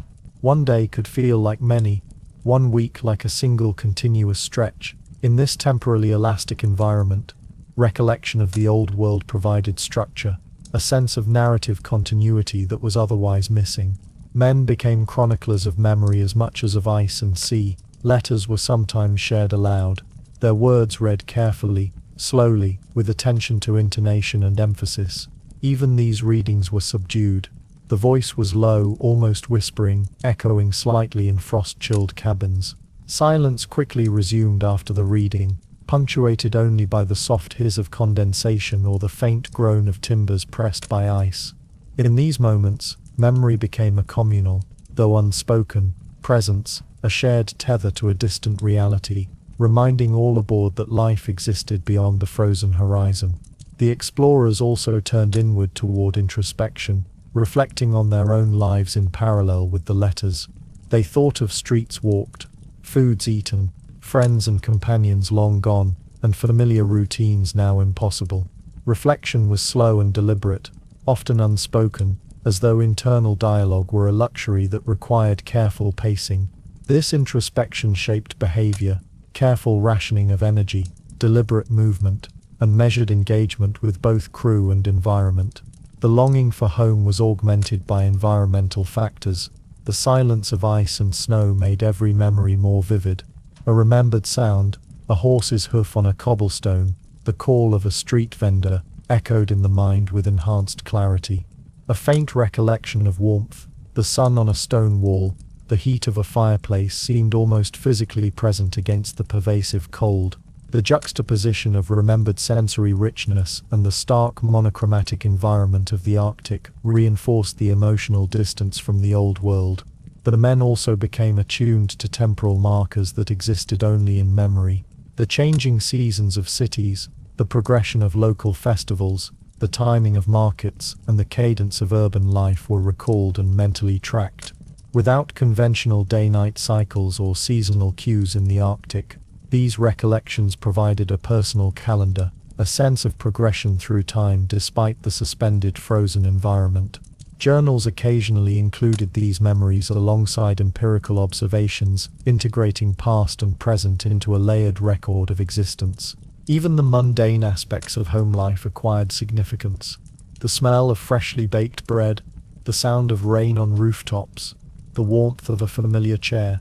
These details were catalogued mentally with care, as though each represented a tangible resource to be carried through deprivation. In the absence of other sensory or social stimuli, memory became a resource, a means of preserving emotional equilibrium and sustaining morale. Letters from home also became objects of shared contemplation. Groups of men might sit quietly together, reading the same letter aloud, or reflecting in silence after one person had recited passages. This practice created a subtle, communal rhythm, reinforcing bonds within the crew while maintaining a deliberate pace. The Arctic environment imposed a tempo of stillness. Shared memory and reflection matched this pace, reinforcing both social cohesion and psychological resilience. As winter deepened, the dichotomy between old-world memory and present environment sharpened. Snow and ice dominated vision, low northern light flattened the visual field, groans of timber and ice underscored auditory perception. Against this backdrop, the recalled warmth, noise and color of home were vivid, almost intrusive in their contrast. Each recollection, while comforting, highlighted the extreme distance between then and now, between civilization and survival, in an environment indifferent to human presence. By the end of this period, memory had become a core mechanism of endurance. Letters anchored thought, recollections of cities, seasons and families provided both solace and structure. Reflection and shared remembrance offered continuity in a world where conventional time, place and activity had been suspended. In this slow, deliberate engagement with memory, the men preserved identity, focus, and subtle emotional equilibrium amidst the pervasive stillness, cold and monotony of the Arctic winter. The whispers of the old world persisted alongside the ceaseless tap and groan of ice against hulls, a fragile thread linking consciousness to the life that had been paused but not forgotten. These whispers became intertwined with observation, ritual, and survival, sustaining the mind as the Arctic continued its quiet, patient and indifferent reign over the ships and the men aboard them. In the depths of the frozen polar night, as the hulls of the ships remained locked in ice and the monotony of observation and waiting persisted, a new phenomenon appeared, ethereal and impossible to ignore: the aurora. At first, it was merely a faint glow on the horizon, a subtle flicker in the deep grey expanse of the sky, barely distinguishable from low clouds or distant ice reflection. Yet over successive evenings, the light intensified, growing in range, color and fluidity. Bands of pale green appeared first, diffused and trembling like a gauze stretched across the heavens. Slowly, hints of violet, pink and even white joined the display, forming layers of color that swirled and stretched across the northern sky. The explorers, who had grown accustomed to the muted tones of the frozen world, paused in their tasks to observe. No word was spoken. Conversation seemed unnecessary, even intrusive, in the presence of such phenomena. The aurora moved with a rhythm imperceptible to measurement, yet compelling to perception.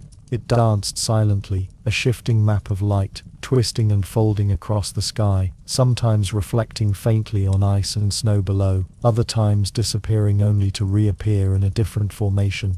Men lingered on deck, hands pressed against frost-rimmed railings, eyes tracking the undulations, captivated by its impermanence. Even in this display of beauty, there was a subtle undertone of the Arctic's indifference. The aurora, while mesmerizing, did not alter the ice, the temperature, or the slow drift of the trapped ships. It was a visual phenomenon, spectacular yet powerless to affect the practical realities of the environment. The men's survival, the condition of the vessels, the rationing of food, and the constant vigilance against frost and structural pressure were unchanged.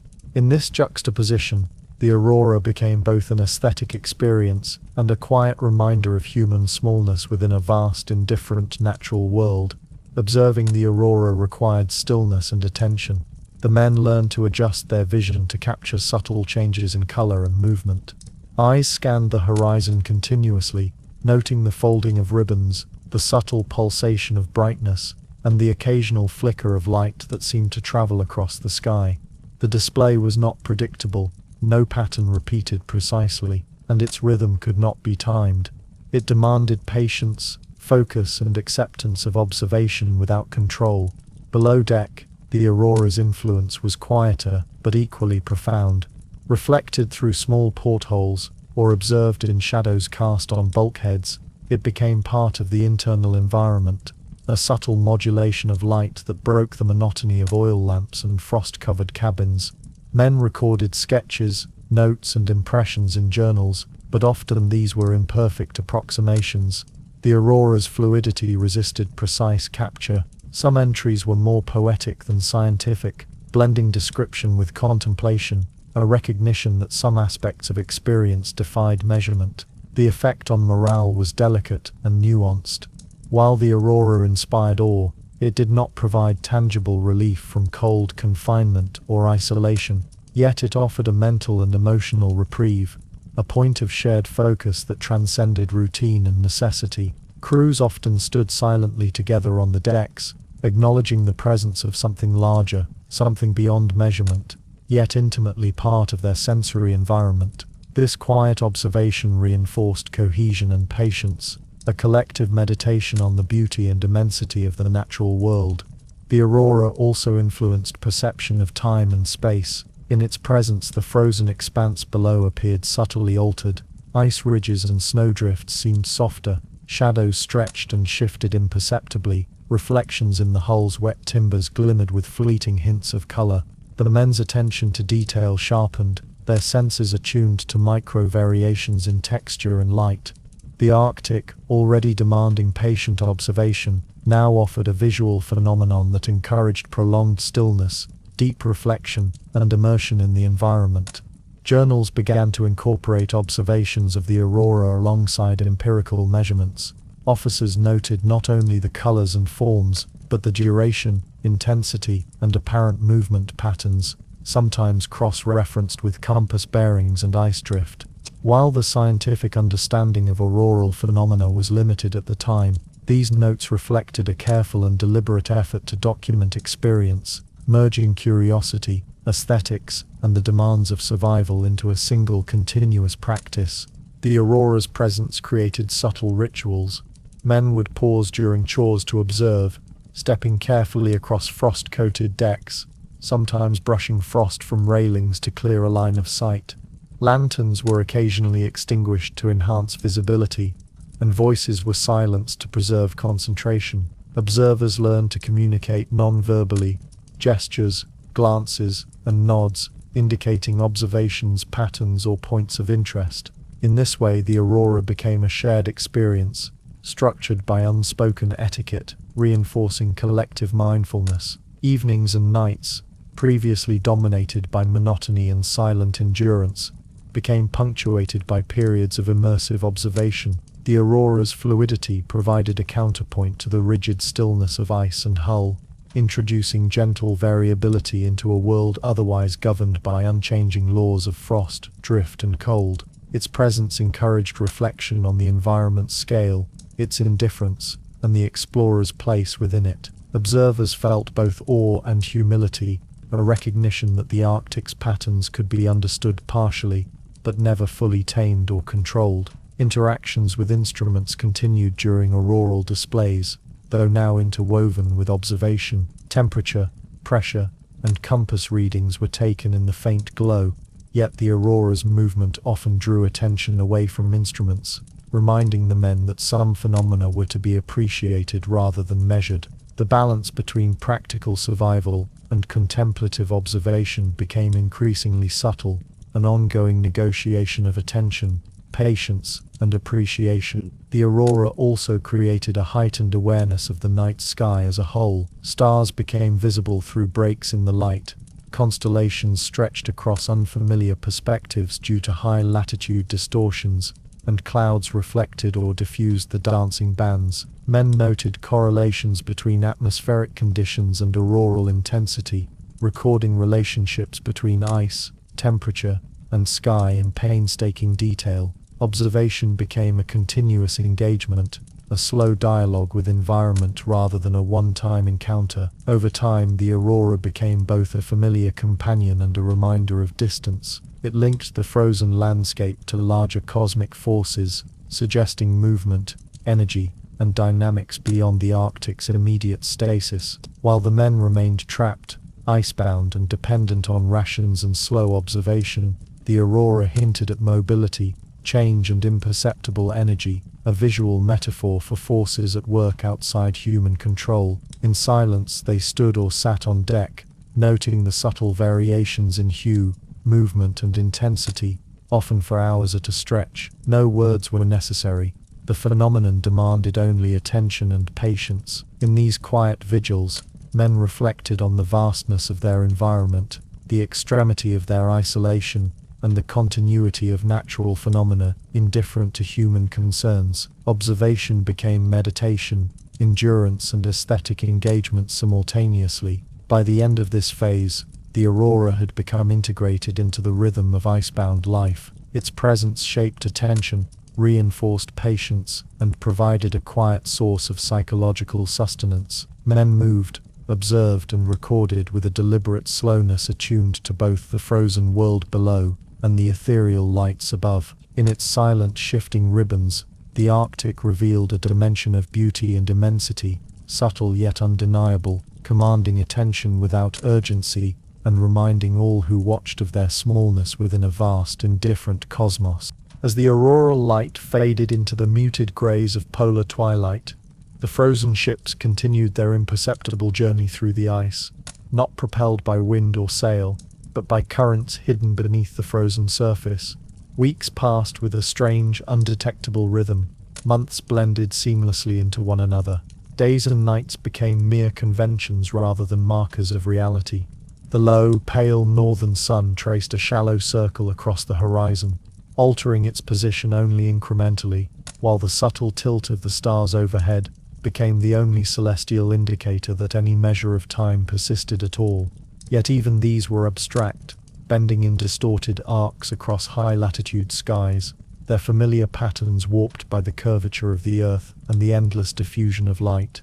The ice itself was patient. Sheets and flows shifted gradually, imperceptibly, pressing and releasing against one another with slow, inevitable cadence.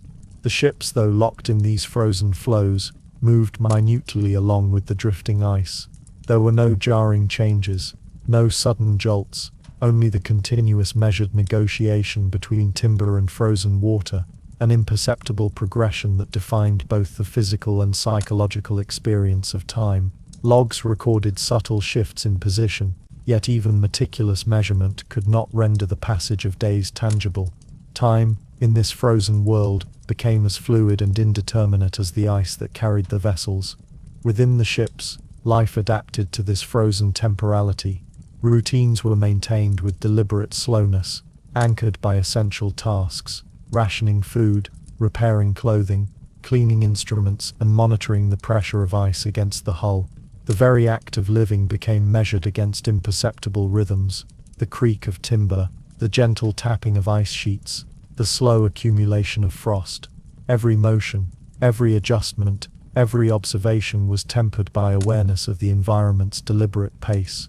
The crew's senses, dulled by repetition yet sharpened by vigilance, became attuned to infinitesimal cues. A faint shift of light across a frost-laden deck, a subtle vibration transmitted through timbers, or the nearly imperceptible movement of the floe beneath. Sleep and wakefulness were similarly altered. Conventional cycles lost their significance in a landscape where day and night were defined by muted, almost imperceptible changes in light. Men slept in fragmented stretches, rising to check instruments, adjust rigging, or monitor ice. Dreams were prolonged and seamless, weaving past and present into indistinguishable sequences. Time, once a linear measure of progress, became a spatial, almost tactile phenomenon, experienced not in hours but in shifts of light, the accumulation of frost, and the creak of the hull. Observation of the stars became both a ritual and a subtle orientation. Constellations, unfamiliar in distortion at extreme latitudes, moved across the sky with a slow, deliberate rhythm. Officers and sailors consulted these celestial markers alongside compasses and logs, attempting to reconcile visual movement with empirical measurements of drift. Yet the drift itself was almost imperceptible, a slow unfolding of spatial relationships rather than a measurable velocity. Maps became mental constructs rather than practical tools, a framework for understanding continuity in an environment governed by stasis and imperceptible motion. The passage of time was reflected in the ice as well. Flows expanded and contracted subtly, forming ridges, fractures, and channels over weeks rather than hours. Snow accumulated slowly on decks, masts, and rigging, its weight influencing the micro-adjustments of the ship's structure. Every slight change was noted, recorded, and incorporated into an ever-expanding catalogue of observations. Measurement and patience merged. The act of recording became both necessity and meditation, a means of maintaining awareness while accepting the frozen world's slow tempo. Inside the hull, warmth became a slow, deliberate struggle. Stoves and oil lamps burned continuously, their heat radiating gradually into cabins and storage areas. Men moved carefully, balancing warmth, energy expenditure, and physical preservation. Clothing was repaired with meticulous care.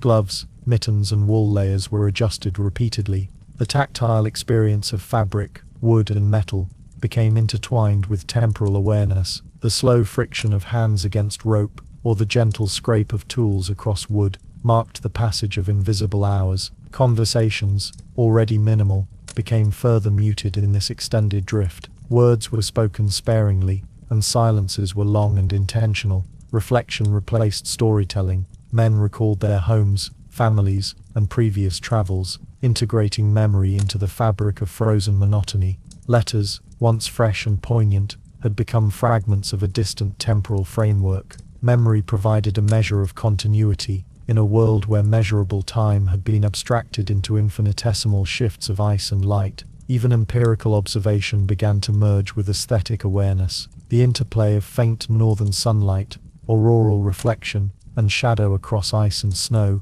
created subtle, continuously shifting patterns. Officers and sailors noted these observations in logs, sketches, and marginalia, but increasingly they also internalized them, using sensory perception as a substitute for linear timekeeping. Awareness of light, color, and texture became a subtle chronometer, tracking progress not in hours or days but in gradients, contrasts, and slow movement. Monotony and stasis sharpened perception. Every creak of timber, every tap of ice, every shift of snow became a temporal marker, a signpost within a world otherwise bereft of conventional cues. Men became attuned to these subtle signals, developing an acute sense of duration that was simultaneously slow and comprehensive. The frozen landscape imposed an internal rhythm that merged perception, cognition, and survival into a single continuous awareness. Even the passage of weeks was recorded with a sense of scale that transcended human conventionality.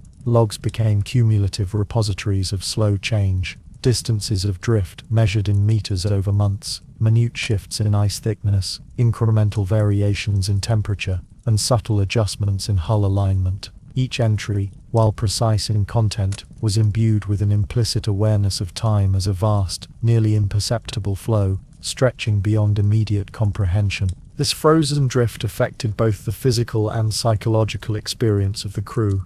Muscles adapted to repetitive, deliberate tasks. Minds habituated to waiting, observation, and reflection. Patience became both skill and necessity. The frozen sea, while static in appearance, moved imperceptibly beneath, and the ships were carried along a hidden current, demonstrating the paradox of mobility within stillness. Time, in this suspended existence, became inseparable from observation, endurance, and continuous engagement with the environment. Even minor events were imbued with temporal significance. A sudden shift in ice pressure, the break of a thin floe, or the subtle movement of a distant sheet was noted with care, a reminder that even in stasis, change occurred. The slow, cumulative effects of drift were tangible only through meticulous measurement, attention, and sustained observation. These small adjustments punctuated the monotony, providing markers of continuity and reminding the crew of their presence in a dynamic, if imperceptibly moving, environment. By the end of this extended drift, The Arctic's passage had become an almost imperceptible companion. Ice, light, and the faint cosmic indicators of stars and aurora merged into a unified experience of temporality. The ships, trapped and drifting, were simultaneously stationary and in motion, their crew immersed in a world where weeks and months were abstract, internalized, and measured only through patient observation. Time itself had become a landscape, frozen, stretched, subtle, and infinite, and the men had adapted to inhabit it fully, moving slowly, observing continuously, and enduring patiently in a world indifferent to human measurement. As the frozen months pressed on, the ships, though drifting imperceptibly within the polar ice, became more than vessels of navigation and survival. They transformed into repositories of human thought, memory, and observation. The men, having grown accustomed to the monotony of icebound existence, began to leave tangible marks of their presence upon the wooden interiors of the hulls. Carvings, scratches, and inscriptions multiplied, forming a quiet archive that chronicled the lives, reflections, and enduring resilience of those trapped in this frozen world. The walls themselves, once simply structural supports, became a medium for expression, a space where memory, science, and contemplation converged. The earliest inscriptions were practical in nature. Officers and sailors carved notations of temperature, ice pressure, and compass readings, a tactile extension of their meticulous logbooks. These markings were precise, using straight lines, numerals, and symbols to record changes that might otherwise go unnoticed. In the absence of rapid movement or external landmarks, these carved observations became points of reference, a way to track the slow drift of the ice and the subtle changes in the surrounding environment. Each mark was deliberate, measured, and imbued with significance, both practical and psychological. Soon, however, the carvings began to take on a more personal character. Men etched the outlines of familiar landscapes, the rolling hills near home, the shape of a market square, or the contours of a river they had known in childhood. Sketches were crude, executed with knives or improvised tools, yet the intent was precise, to anchor memory in the present, to make visible the otherwise invisible distances separating them from everything familiar. The walls of the cabins and decks became layered with these depictions, a gallery of memory etched into timber, preserved beneath a veneer of frost that softened edges and muted detail. Alongside visual sketches, fragments of thought were inscribed in cursive, print, or shorthand. Sentences captured moments of reflection, observations of the frozen landscape, philosophical musings, or quiet acknowledgement of endurance. The act of carving, slow and deliberate, required focus and patience, forcing men to slow their hands, their minds, and even their breathing. In doing so, they engaged in a ritual that intertwined physical action with cognitive reflection, reinforcing both memory and awareness in an environment where monotony threatened mental stability. Scientific notes also found a place among these carvings. Data recorded in journals, ice thickness, wind direction, subtle variations in temperature, were sometimes duplicated on walls for immediate reference. In moments when logs were inaccessible, or when hands were too cold for writing, carving became a practical tool for data preservation. Over time, these inscriptions accumulated, forming a dense, multi-layered record, a silent testament to the interplay of observation, survival, and human curiosity. The interaction of frost and wood added a meditative quality to these inscriptions. Ice crystallized over carvings, softening lines and creating shimmering surfaces that altered perception depending on light and angle. The auroral glow from above, diffused through portholes or gaps in the deck, refracted across etched surfaces, illuminating sketches and writing in subtle patterns. This interplay of light, frost, and wood transformed the walls into dynamic surfaces, changing continuously with environment, adding a silent narrative layer to human effort. Carvings became a medium for social and psychological continuity. Crew members occasionally added small messages to one another, reminders, encouragements, or silent acknowledgements of shared endurance. These inscriptions were often understated, brief, yet rich with significance. In a world where verbal communication was constrained by routine, monotony, and careful rationing of energy, these tactile messages functioned as both presence and dialogue, reinforcing cohesion and mutual awareness. The cumulative effect of these actions was the transformation of the ship into a layered archive. Walls bore witness to the subtle movements of ice and ship, the slow drift of time, the endurance of human patience, and the quiet assertion of individuality in a frozen, indifferent environment. Each mark, whether practical, aesthetic, or emotional, contributed to a dense record of existence, a silent testimony to lives lived under extraordinary constraints. The act of carving itself was deeply intertwined with the slow tempo of Arctic life. Movements were deliberate, knives were chosen with care, hands warmed briefly, strokes executed with patience, and repetition avoided to prevent mistakes. The process demanded mindfulness, attention to detail, and awareness of environment. Even the cold of the hull, the stiffness of fingers, and the subtle sway of the frozen vessel became integral to the rhythm of inscription. Each gesture, measured against frost and gravity, became part of the continuous practice of endurance. Memory, both personal and collective, merged seamlessly with observation. A sketch of a childhood home might sit alongside a measurement of ice thickness. A note of longing for spring rain might be juxtaposed with a detailed recording of auroral activity. Walls became a repository where personal history and empirical study coexisted, layered beneath frost, light, and time. Observers could trace continuity, connect threads of reflection with data, and perceive the subtle interactions between mind, body, and environment. The visual and textural patterns carved into walls were often repeated in small variations, reflecting iterative attention and the gradual accumulation of experience. Lines and figures, though static once etched, were continually observed, reinterpreted, and reflected upon. Each day, crew members passed by these inscriptions, noticing details previously overlooked, observing shifts in frost that altered appearance, and mentally updating their understanding of both environment and human effort.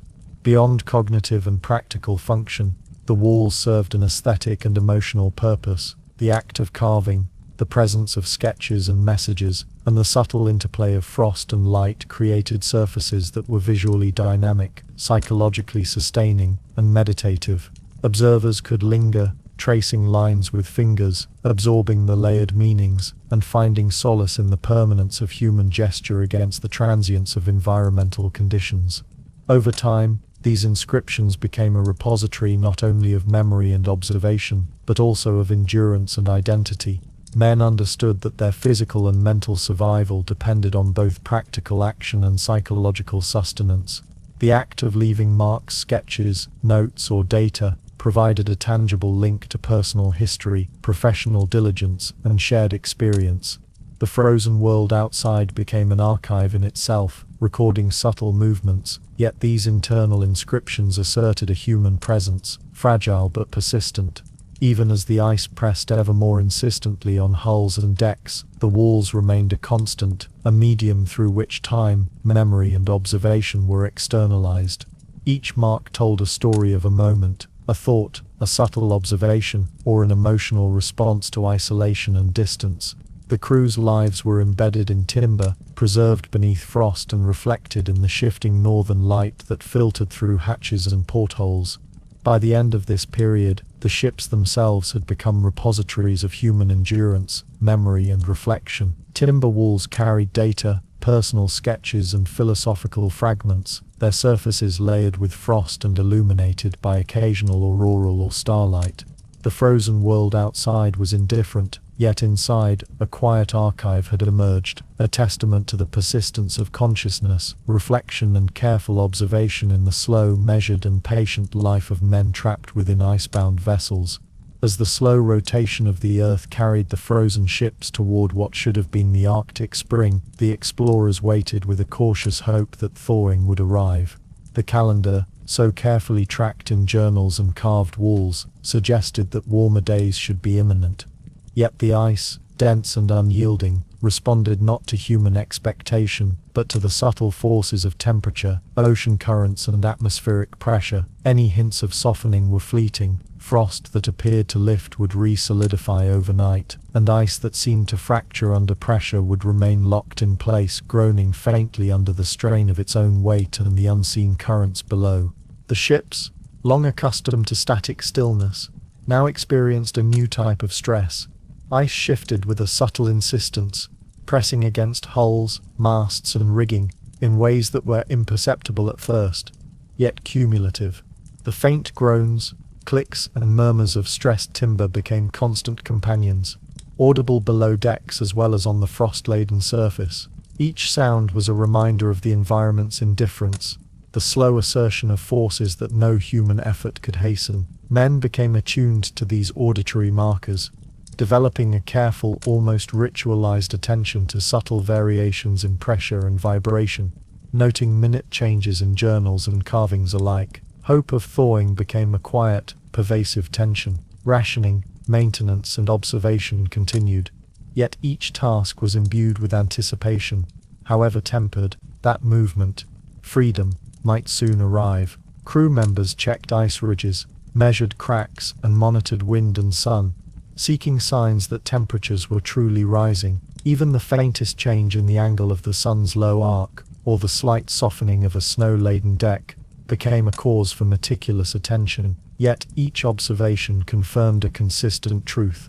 The ice would release no concessions to human schedules. Slating, at once deliberate and uncertain, emphasized the profound dependence of human activity on natural processes. Orders, plans, and measures of preparedness proved secondary to the Arctic's will. The frozen world dictated tempo, movement, and survival. Even the discipline of measurement, barometers, thermometers, compass readings, offered only comprehension, never control. Men were left to inhabit a liminal space between expectation and stasis, measuring, recording, and reflecting while understanding that the ultimate decision lay beyond their influence. The psychological effects were subtle, yet cumulative. Each day without change reinforced a quiet resignation, a slow adaptation to immobility. Sleep was fragmented by anticipation. Officers rose to check instruments, while crew members adjusted sails, rigging, or insulation in anticipation of potential motion. Dreams often reflected the longing for thaw, movement, and the warmth of home, blending temporal suspension with memory in an indistinguishable rhythm. Even ordinary tasks became exercises in patience, each motion measured against the unyielding environment outside. The ice itself became a teacher of endurance. Men observed its patterns, noted minor expansions and contractions, and reflected on its subtle responsiveness to wind, tide, and temperature. Every crack, ridge, or groan conveyed information, yet conveyed it on a temporal scale vastly different from human expectation. Understanding required patience. Survival demanded acceptance. In this way, the ice instructed the explorers not only in the mechanics of polar survival, but in the slow rhythms of natural systems, indifferent to ambition or planning. The cumulative physical strain on the vessels mirrored the psychological tension of expectation. Timber groaned under repeated pressure, hulls flexed minutely, and rigging shifted with imperceptible force. The men, already adapted to minimal activity, now attended to structural health with increased vigilance. Every noise was assessed for potential danger, every subtle shift in ice recorded for future reference. The frozen world, though seemingly static, was a dynamic system of forces, whose slow motion was both constant and unpredictable. Rituals of observation became intertwined with reflection on limits and dependency. Journals and carvings captured both empirical data and philosophical insight. Notes on frost thickness, ice pressure, and ambient temperature were supplemented with reflections on waiting, endurance, and humility. The frozen environment was a quiet arbiter, underscoring that human courage, preparation, and planning could not dictate outcomes. Understanding emerged from attention and reflection, not action. Knowledge was a measure of perception, not control. Even interpersonal dynamics were shaped by the unyielding ice. Crew members adjusted routines, speech, and movements to the slow tempo imposed by the environment. Silent acknowledgement of the ice's power replaced argument or impatience. Cooperation became an understated ritual. Tasks were divided, monitored, and executed with deliberate slowness, as though rapid motion or abrupt action might disturb the delicate equilibrium between ship, ice, and human body. Patience and attention, cultivated over months, had become survival skills as crucial as rationing or insulation. Outside, the landscape remained resolutely monochrome. Snow drifted in subtle currents, sometimes softened by a distant low sun, sometimes hardened again by cold nights. Ice ridges shifted millimeter by millimeter, echoing through decks and timbers. The occasional glint of water beneath thin, brittle ice served as a reminder of mobility elsewhere, a possibility deferred but not denied. Observation of these subtle cues was constant, yet the interpretation remained tempered by the knowledge that nature alone would dictate timing. Time itself became both malleable and monumental. Days, weeks, and months blurred into a continuum measured by frost growth, ice expansion, and groans of stressed timber. The human mind, previously accustomed to linear scheduling and structured activity, adapted to a rhythm dictated by external forces and internal endurance. Each hour became a measure of survival, attention, and observation, each shift of ice a marker in an invisible calendar that recorded neither expectation nor desire. By the end of this phase, the Arctic had reaffirmed its sovereignty over movement and change. The frozen grip remained unyielding, the ice groaning but refusing release. The explorers understood profoundly that their presence, courage, and preparedness mattered little against forces measured in seasons and currents, not ambition or schedule. The lesson of this long, unbroken winter was the centrality of patience, observation, and adaptation, that human life, however disciplined, existed within larger temporal and physical systems beyond control, and that endurance was defined not by movement but by the capacity to inhabit stillness fully. After months locked in the seemingly immutable grasp of Arctic ice, the thaw arrived not with sudden liberation, but with a gradual, reluctant easing of the frozen hold. The ships, which had endured the patient weight and unyielding pressure of ice through countless weeks of frost, now began to experience imperceptible shifts. Tiny fractures appeared along the edges of the floes, gaps widened slowly, and the timber of the hull responded with the faint, elongated creak of release.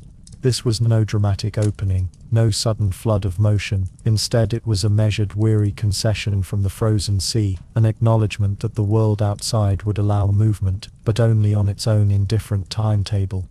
Men observed the process with a mixture of relief and detached contemplation. Years of experience, routine, and observation had cultivated an acute sensitivity to the subtle indicators of change. Frost patterns, the micro creaks of stressed hulls, the faint glimmer of water seeping through ice. All were carefully noted, measured, and interpreted. For the crew, these signs did not inspire exuberant celebration. The Arctic had taught that impatience or expectation could be destabilizing. Instead, the thaw was approached with cautious attention, a deliberate engagement with the environment as it slowly shifted from stasis to motion. As the ice gradually released its grip, the ships themselves began to drift, no longer locked in immobile captivity, but carried slowly southward by currents that had remained hidden during the frozen months. Movement was measured, almost imperceptible at first, but perceptible enough that the crews could sense the difference. The timber's subtle flex, the shift of ballast, the micro-adjustments required to maintain stability. The motion was continuous yet gentle, a languid procession through grey, silvered waters that reflected the overcast sky above. The men themselves were transformed by the months of entrapment. Their faces, long protected by layers of clothing and the cold itself, were framed by beards stiffened with frost. Eyes, once alert to light, wind, and subtle shifts in ice, had adapted to the muted palette of grey and white. They now appeared dulled, capable of registering only broad distinctions in tone and movement. Bodies were acclimated to slow, deliberate exertion, responding to incremental shifts rather than sudden motion.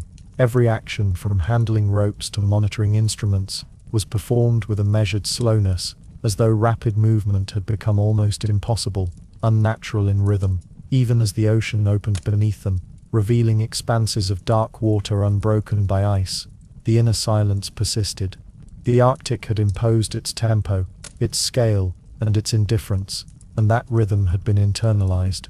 While the ships were free to move southward, the mental and emotional landscape of the men remained marked by months of monotony, observation, and patient endurance.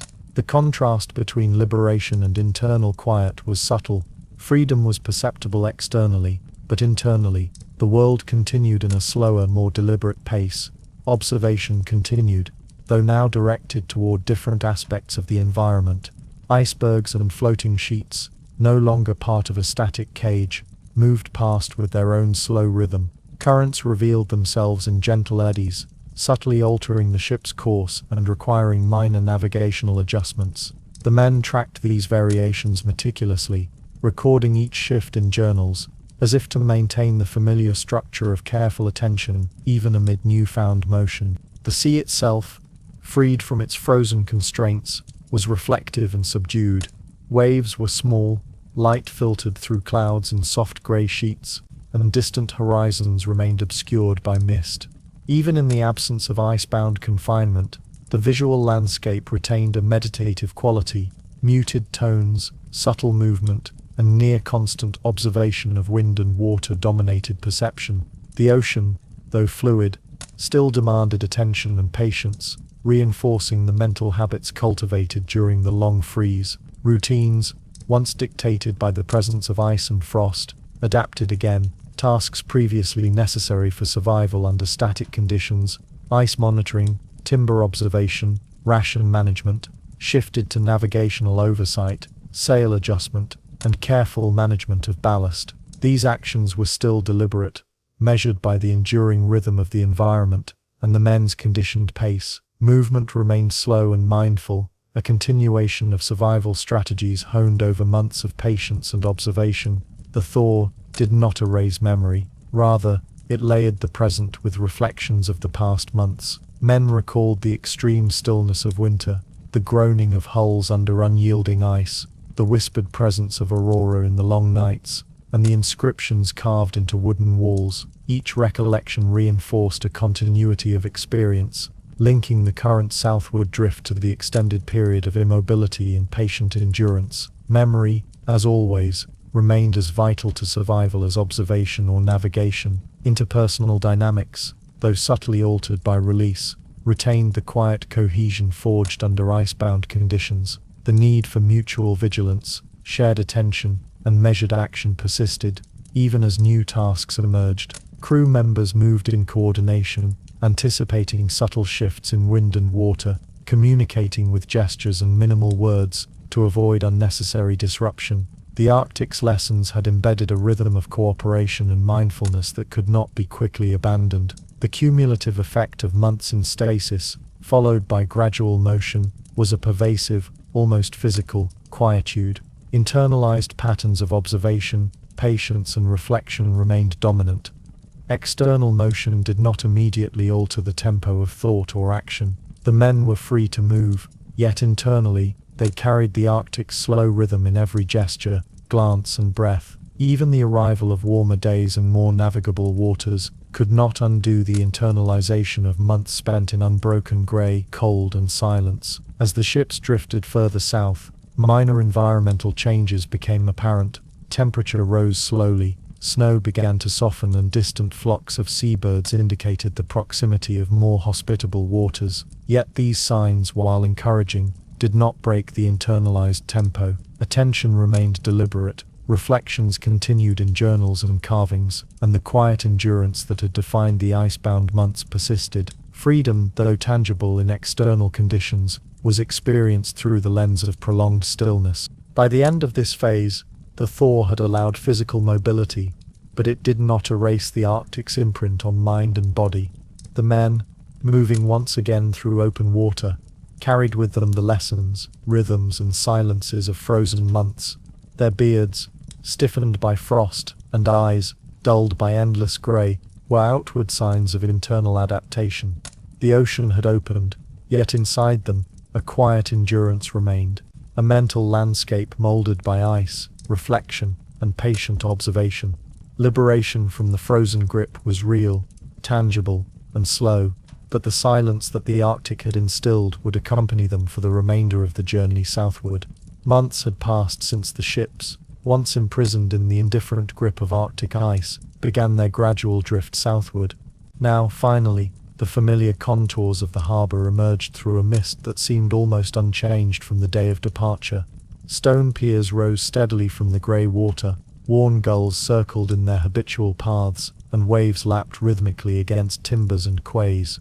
On the surface, Life continued as though the Arctic interlude had been a dream, a prolonged isolated meditation that existed outside the continuity of everyday activity. Yet, within the MEM, the world had been fundamentally altered.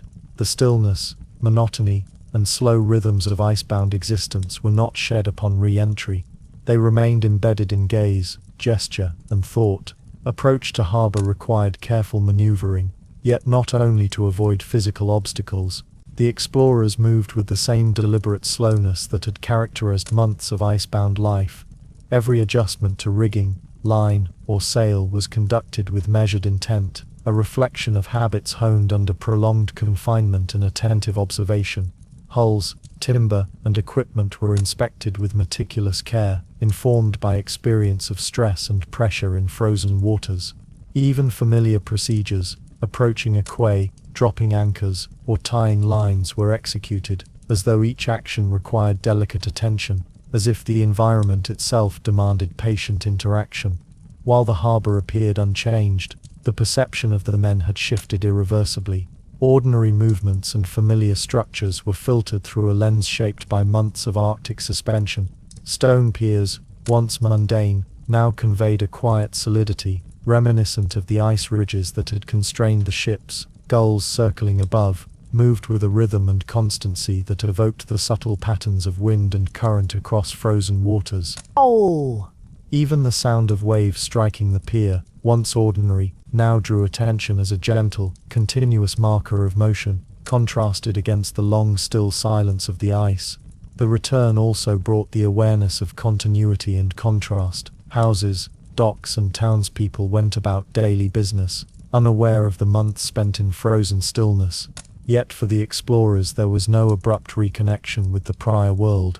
They carried an internalized rhythm, one that had been shaped by months of suspended time, patient observation, and monotony. Actions, gestures, and perceptions were guided by experience of slow temporality. Time outside remained familiar in measure, yet internally, it persisted in elongated subtle currents defined by ice, frost, and endurance.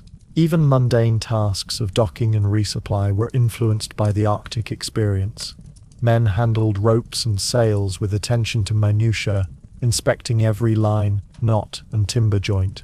They noticed subtle variations in moisture, temperature, and pressure, small cues that others might overlook. Observing the harbour, they registered the interplay of light on water, wind across stone, and shadow along piers, with a consciousness shaped by months of necessity, in environments where inattention could have fatal consequences.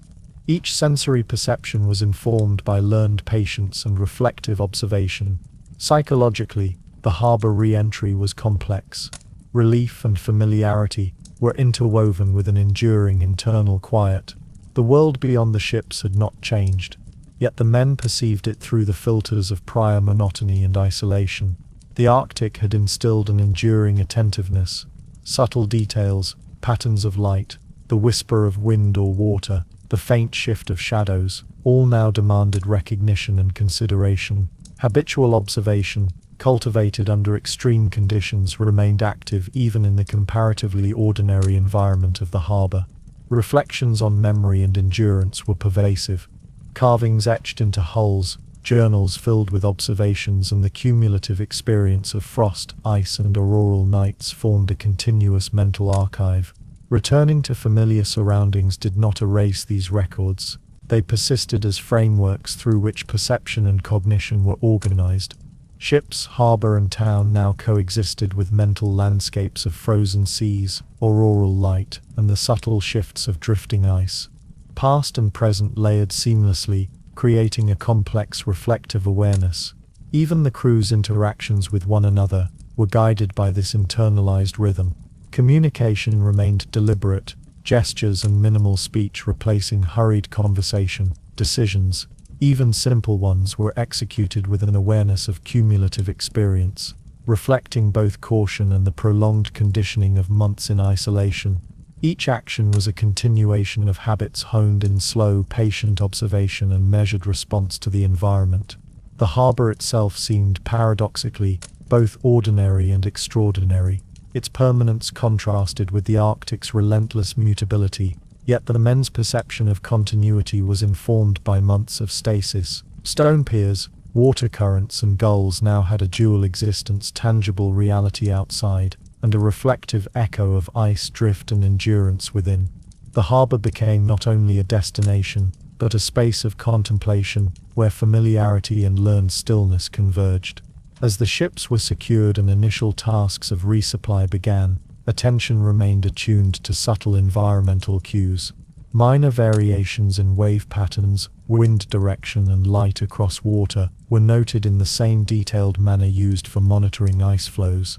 Routines incorporated observation as a continuous practice, extending the Arctic's lessons of patience, careful perception and endurance into everyday activity. The internalized rhythms were no longer dictated solely by survival, yet they persisted, shaping perception and interaction with the surrounding world. The quiet internalization of frozen months also influenced reflection on mortality and endurance. The Arctic had imposed conditions that demanded both patience and acceptance of forces beyond human control. Returning to a familiar environment did not erase these lessons. Instead, the harbour became a point of comparison, an anchor to the prior, more conventional world, juxtaposed against memory of icebound stillness, auroral light, and cumulative observation. Each reflection reinforced the value of patience, attention and endurance, transforming ordinary tasks into contemplative acts. By the end of this phase, the harbour was both familiar and transformed. Ships were moored, supplies readied, and the daily rhythms of human settlement resumed. Yet inside the explorers, the stillness of ice remained embedded in thought, perception, and gesture. Time, once experienced in suspended monotony, continued to inform awareness. Observation, patience, and internalized rhythm were preserved, a quiet testimony to the endurance, reflection, and measured presence cultivated through months in a frozen, indifferent world. After months of observation, endurance, and patient measurement, the explorers' work began to take a more tangible form beyond timber, journals, and internalized perception. Maps. The once empty expanses of Arctic waters, which had been indicated only with hesitant notations, question marks, or phrases like "here be ice," were gradually transformed into precise cartographic records. Maps, painstakingly inked over long tables, reflected countless hours of observation and measurement, the patient recording of latitude, longitude, drift, and ice movement. Each line, curve, and annotation represented not only geography, but also the temporal and psychological endurance required to document a world resistant to human presence. Cartographers worked methodically, their pens tracing coastlines and ice edges with deliberate slowness. Observations made in the field, frozen nights, drifting ice, subtle shifts of water, and celestial measurements, were translated into lines and symbols that would guide future explorers. Each feature required careful consideration. Ridges, channels, islands, and inlets were recorded with attention to scale, orientation, and the limitations of prior knowledge. Accuracy demanded time, concentration, and repetitive checking, reflecting the slow patience instilled during months in isolation. The act of naming was also deliberate, reflecting both observation and the explorer's inner experience. Names were chosen with quiet thought, honoring distant patrons, familiar landscapes, or characteristics of the environment itself. Each toponym became a bridge between the explorer's internalized Arctic experiences and the external empire, a subtle assertion of understanding and order imposed upon a previously unknowable landscape. Frost and ice had resisted control, yet ink and cartography allowed memory, observation, and endurance to take form in the quiet authority of maps. Maps were layered with subtle notes, annotations, and data points. Notations of ice thickness, temperature ranges, auroral observations, and drift patterns were integrated alongside geographic representation. These details, while ostensibly technical, also captured the temporal experience of Arctic life. They reflected the slow passage of months, the stillness and monotony endured, and the quiet patience required to observe imperceptible changes in the environment. Maps became repositories of both spatial and temporal knowledge, embodying a synthesis of empirical measurement and human experience. Even the blank spaces of prior maps, once areas of uncertainty and imagination, now bore evidence of careful scrutiny. Lines delineated channels between ice flows, Tiny islands were marked where only subtle currents or occasional glimpses of rock had previously existed. The process was slow. Mistakes were corrected with overlaying lines or additional shading, each adjustment reflecting iterative understanding. Maps thus became not only tools for navigation, but also testaments to human persistence, attention, and the deliberate application of knowledge over extended temporal scales. The act of cartography, like the Icebound experience itself, demanded quiet concentration. Pens scratched across paper in a rhythmic, meditative manner. Errors were approached calmly, measured recalculation followed by slow correction. Decisions about representation, whether to emphasize ice ridges, ocean currents, or coastal contours, were made deliberately, with consideration of the environmental conditions under which observations had been made. Each mark was a synthesis of empirical data, memory, and reflective judgment. The maps also embodied a psychological reconciliation between human ambition and environmental indifference. The Arctic, once a vast, unknowable, and frozen expanse, now had delineated boundaries, named features, and recorded measurements. Yet this achievement did not produce triumphant celebration. Rather, it carried a quiet, almost contemplative satisfaction. The act of recording and understanding was itself the reward, a subtle acknowledgement that knowledge was gained not through conquest or glory, but through patience, endurance, and meticulous observation. These cartographic endeavors were informed by both individual and collective memory. Observations recorded in journals, inscriptions in ship timbers, and reflections upon daily monotony were translated into spatial representation. The maps served as synthesis, an externalization of accumulated experience, a representation of both the physical landscape and the temporal, psychological journey of the explorers. In this way, the Arctic's resistance to movement, speed, and control was honored through careful, deliberate documentation. The visual appearance of the maps reflected subtle artistry as well as utility. Shading indicated ice density or elevation. Line weight conveyed navigable channels versus hazards. Marginal notes provided both practical advice and observational context. Even the emptiness of water beyond the ice was rendered with fine gradations, suggesting depth, drift, or seasonal variation. These visual cues reinforced the slow, deliberate experience of Arctic life, translating temporal perception into spatial representation. The cumulative process of map-making required integration of multiple sources, direct observation from decks or sled journeys, compass readings distorted by magnetic variation, celestial measurements of latitude and longitude, and indirect information from ice drift and environmental cues. Cartographers synthesized these disparate data points into coherent representations, a careful, iterative process that mirrored the patience and precision demanded by months of Arctic entrapment. Over time, the maps became more than practical tools for navigation. They were artifacts of human endurance, reflection, and observation. Every curve, annotation, and label was a record of prolonged attention to subtle shifts in a hostile, indifferent environment. They reflected not merely geography, but the experience of inhabiting space over extended time under conditions of monotony, isolation, and careful observation. Maps were shared cautiously within imperial offices, where their quiet authority extended beyond aesthetic or practical function. They informed future expeditions, guiding ships and explorers through previously unknown regions. Yet they also communicated subtle lessons about patience, risk, and observation, that understanding required time, endurance, and careful engagement with environments resistant to control. Knowledge was not immediate. It was cumulative, layered and contingent upon attention sustained over months or even years.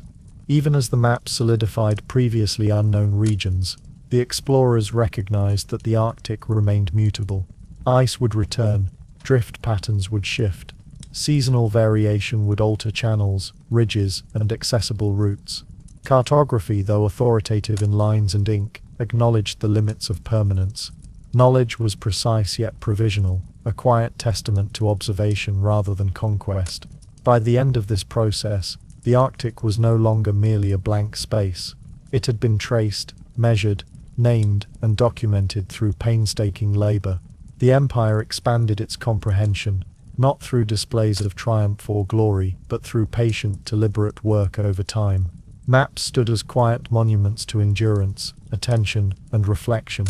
Physical traces of human persistence embedded in ink, line, and symbol, extending the Arctic's frozen narrative into the broader consciousness of the world. Decades passed, and the ships that had once drifted slowly through Arctic ice became relics of history, while the men who had endured those frozen months returned to ordinary lives or faded quietly from record. Yet the most enduring traces of their Arctic experience remained in journals, slender volumes of paper, inked with careful, deliberate handwriting, chronicling daily life, observations and reflections with patient consistency. The pages, once vivid with precise measurements, sketches and narrative description, slowly succumbed to the passage of time. Ink faded to a soft sepia, paper grew brittle, edges frayed, and bindings loosened, leaving delicate remnants of human effort preserved through fragile materials. In these journals were recorded the meticulous measures of a frozen world, barometric readings, compass deviations, auroral observations, ice thickness, wind direction, and subtle ocean currents occupied many lines, often accompanied by marginal sketches and annotations. Each data point was a product of careful attention sustained over months of monotony, a quiet assertion of order within an environment that had been indifferent to human presence. The act of recording had been deliberate and meditative, a rhythm that structured the explorers' days even when the world outside offered little variation. Alongside empirical observations, the journals contained reflections of endurance and isolation, descriptions of the creaking of icebound hulls, the slow drift of ships in grey waters, and the subtle changes in frost or snow were interspersed with notes of personal observation, fleeting memories of home, reflections on human resilience, and the quiet awe inspired by auroral displays. The text itself, dense and patient, mirrored the rhythm of Arctic life, requiring careful attention from both writer and reader. Yet as time passed, and these journals were catalogued in libraries or archives, their presence became mostly unnoticed. Shelves of research, bound volumes of maritime exploration, and collections of imperial records housed them alongside countless other documents. Few eyes lingered on the fine script, and even fewer considered the slow, deliberate rhythm embedded in the pages. Observations that had once guided survival, informed maps, and documented human endurance became whispers across centuries, their significance muted, but not erased. The physicality of the journals themselves echoed the environment they described. The paper, fragile and sensitive, responded to light, air, and handling with the same careful attention once required by frozen hands in Arctic vessels. Ink, once applied with deliberate strokes under lamplight, softened and blurred over decades, rendering some passages nearly illegible. The tactile sensation of turning brittle pages became a meditative engagement. Each movement required care, echoing the patient observation and respect for the material conditions that had defined the original recordings. Reading these journals, when one did, was a slow, immersive act. The mind was required to inhabit the same deliberate tempo that had characterized the explorers' lives. Days and nights unfolded in extended sequences. Time seemed to stretch in proportion to the precision of measurement, reflection, and environmental observation. The reader, like the original observer, was immersed in the monotony and patience of Arctic existence, attuned to subtleties of frost, drift, and subtle celestial phenomena that were recorded without hurry or dramatization. The content of these journals also preserved a quiet narrative of human endurance. Accounts of rationed meals, repaired sails, and adaptations to extreme cold were not recounted as heroic feats, but as necessary, deliberate, and ongoing processes. There was no excitement, no dramatization, only detailed observation and careful reflection. Through these passages, the Arctic itself became a silent character, its indifference and persistent rhythms shaping both event and perception. Sketches within the journals offered visual insight into the slow passage of time. Crude representations of ice ridges, auroral patterns, and drift paths captured the interplay of environment and perception. Each line, measured and repeated with care, communicated both data and the subtle sense of enduring presence. These images, though modest in artistic ambition, were infused with the meditative precision of men observing ice and sky for months on end. The passage of years rendered the journals increasingly delicate, both materially and in terms of attention. Scholars who occasionally encountered them noted measurements, historic expeditions or climatic data, often bypassing the reflective, patient narratives that conveyed the human experience of frozen isolation. In this way, the explorers' lives, so meticulously observed and documented, became partially effaced, surviving primarily in fragments, numbers and traces rather than in narrative continuity. Nevertheless, the journals preserved subtle echoes of Arctic perception, the cadence of entries, the balance of observational and reflective passages, and the careful interplay of text and sketch created a rhythm that transcended the immediate physical record. Even in neglect, these volumes communicated the persistence of attentive human presence, the layering of memory over months of monotony, and the silent testimony of patience under conditions indifferent to human will. The cumulative effect of these journals, though often overlooked, was profound. They embodied both the material and temporal consequences of Arctic life, the slow accumulation of knowledge, the integration of observation with endurance, and the persistent imprint of environment on cognition. Each faded word, each fragile sketch, was a residual marker of lives lived in extreme stillness, a record of men who had witnessed ice move slower than time, and whose deliberate engagement with the world offered subtle, enduring lessons on patience and presence. By the end of this reflection, the journals existed as quiet monuments to continuity and endurance, though few would read them. Their existence preserved the memory of Arctic months with meticulous care. Observations, sketches, and reflections endured as whispering testimony, a reminder that human experience, though often silent, leaves traces that extend far beyond immediate comprehension. They were artifacts of a slow, deliberate life, frozen in ink and paper, and capable of conveying both data and the subtle, immersive rhythm of Arctic patience to any who might eventually pause to notice. In the present day, the Arctic endures with the same vast indifferent temperament that it exhibited centuries earlier. Its frozen expanses, shifting ice flows, and persistent cold remain largely unaltered, indifferent to human memory, ambition, or labor.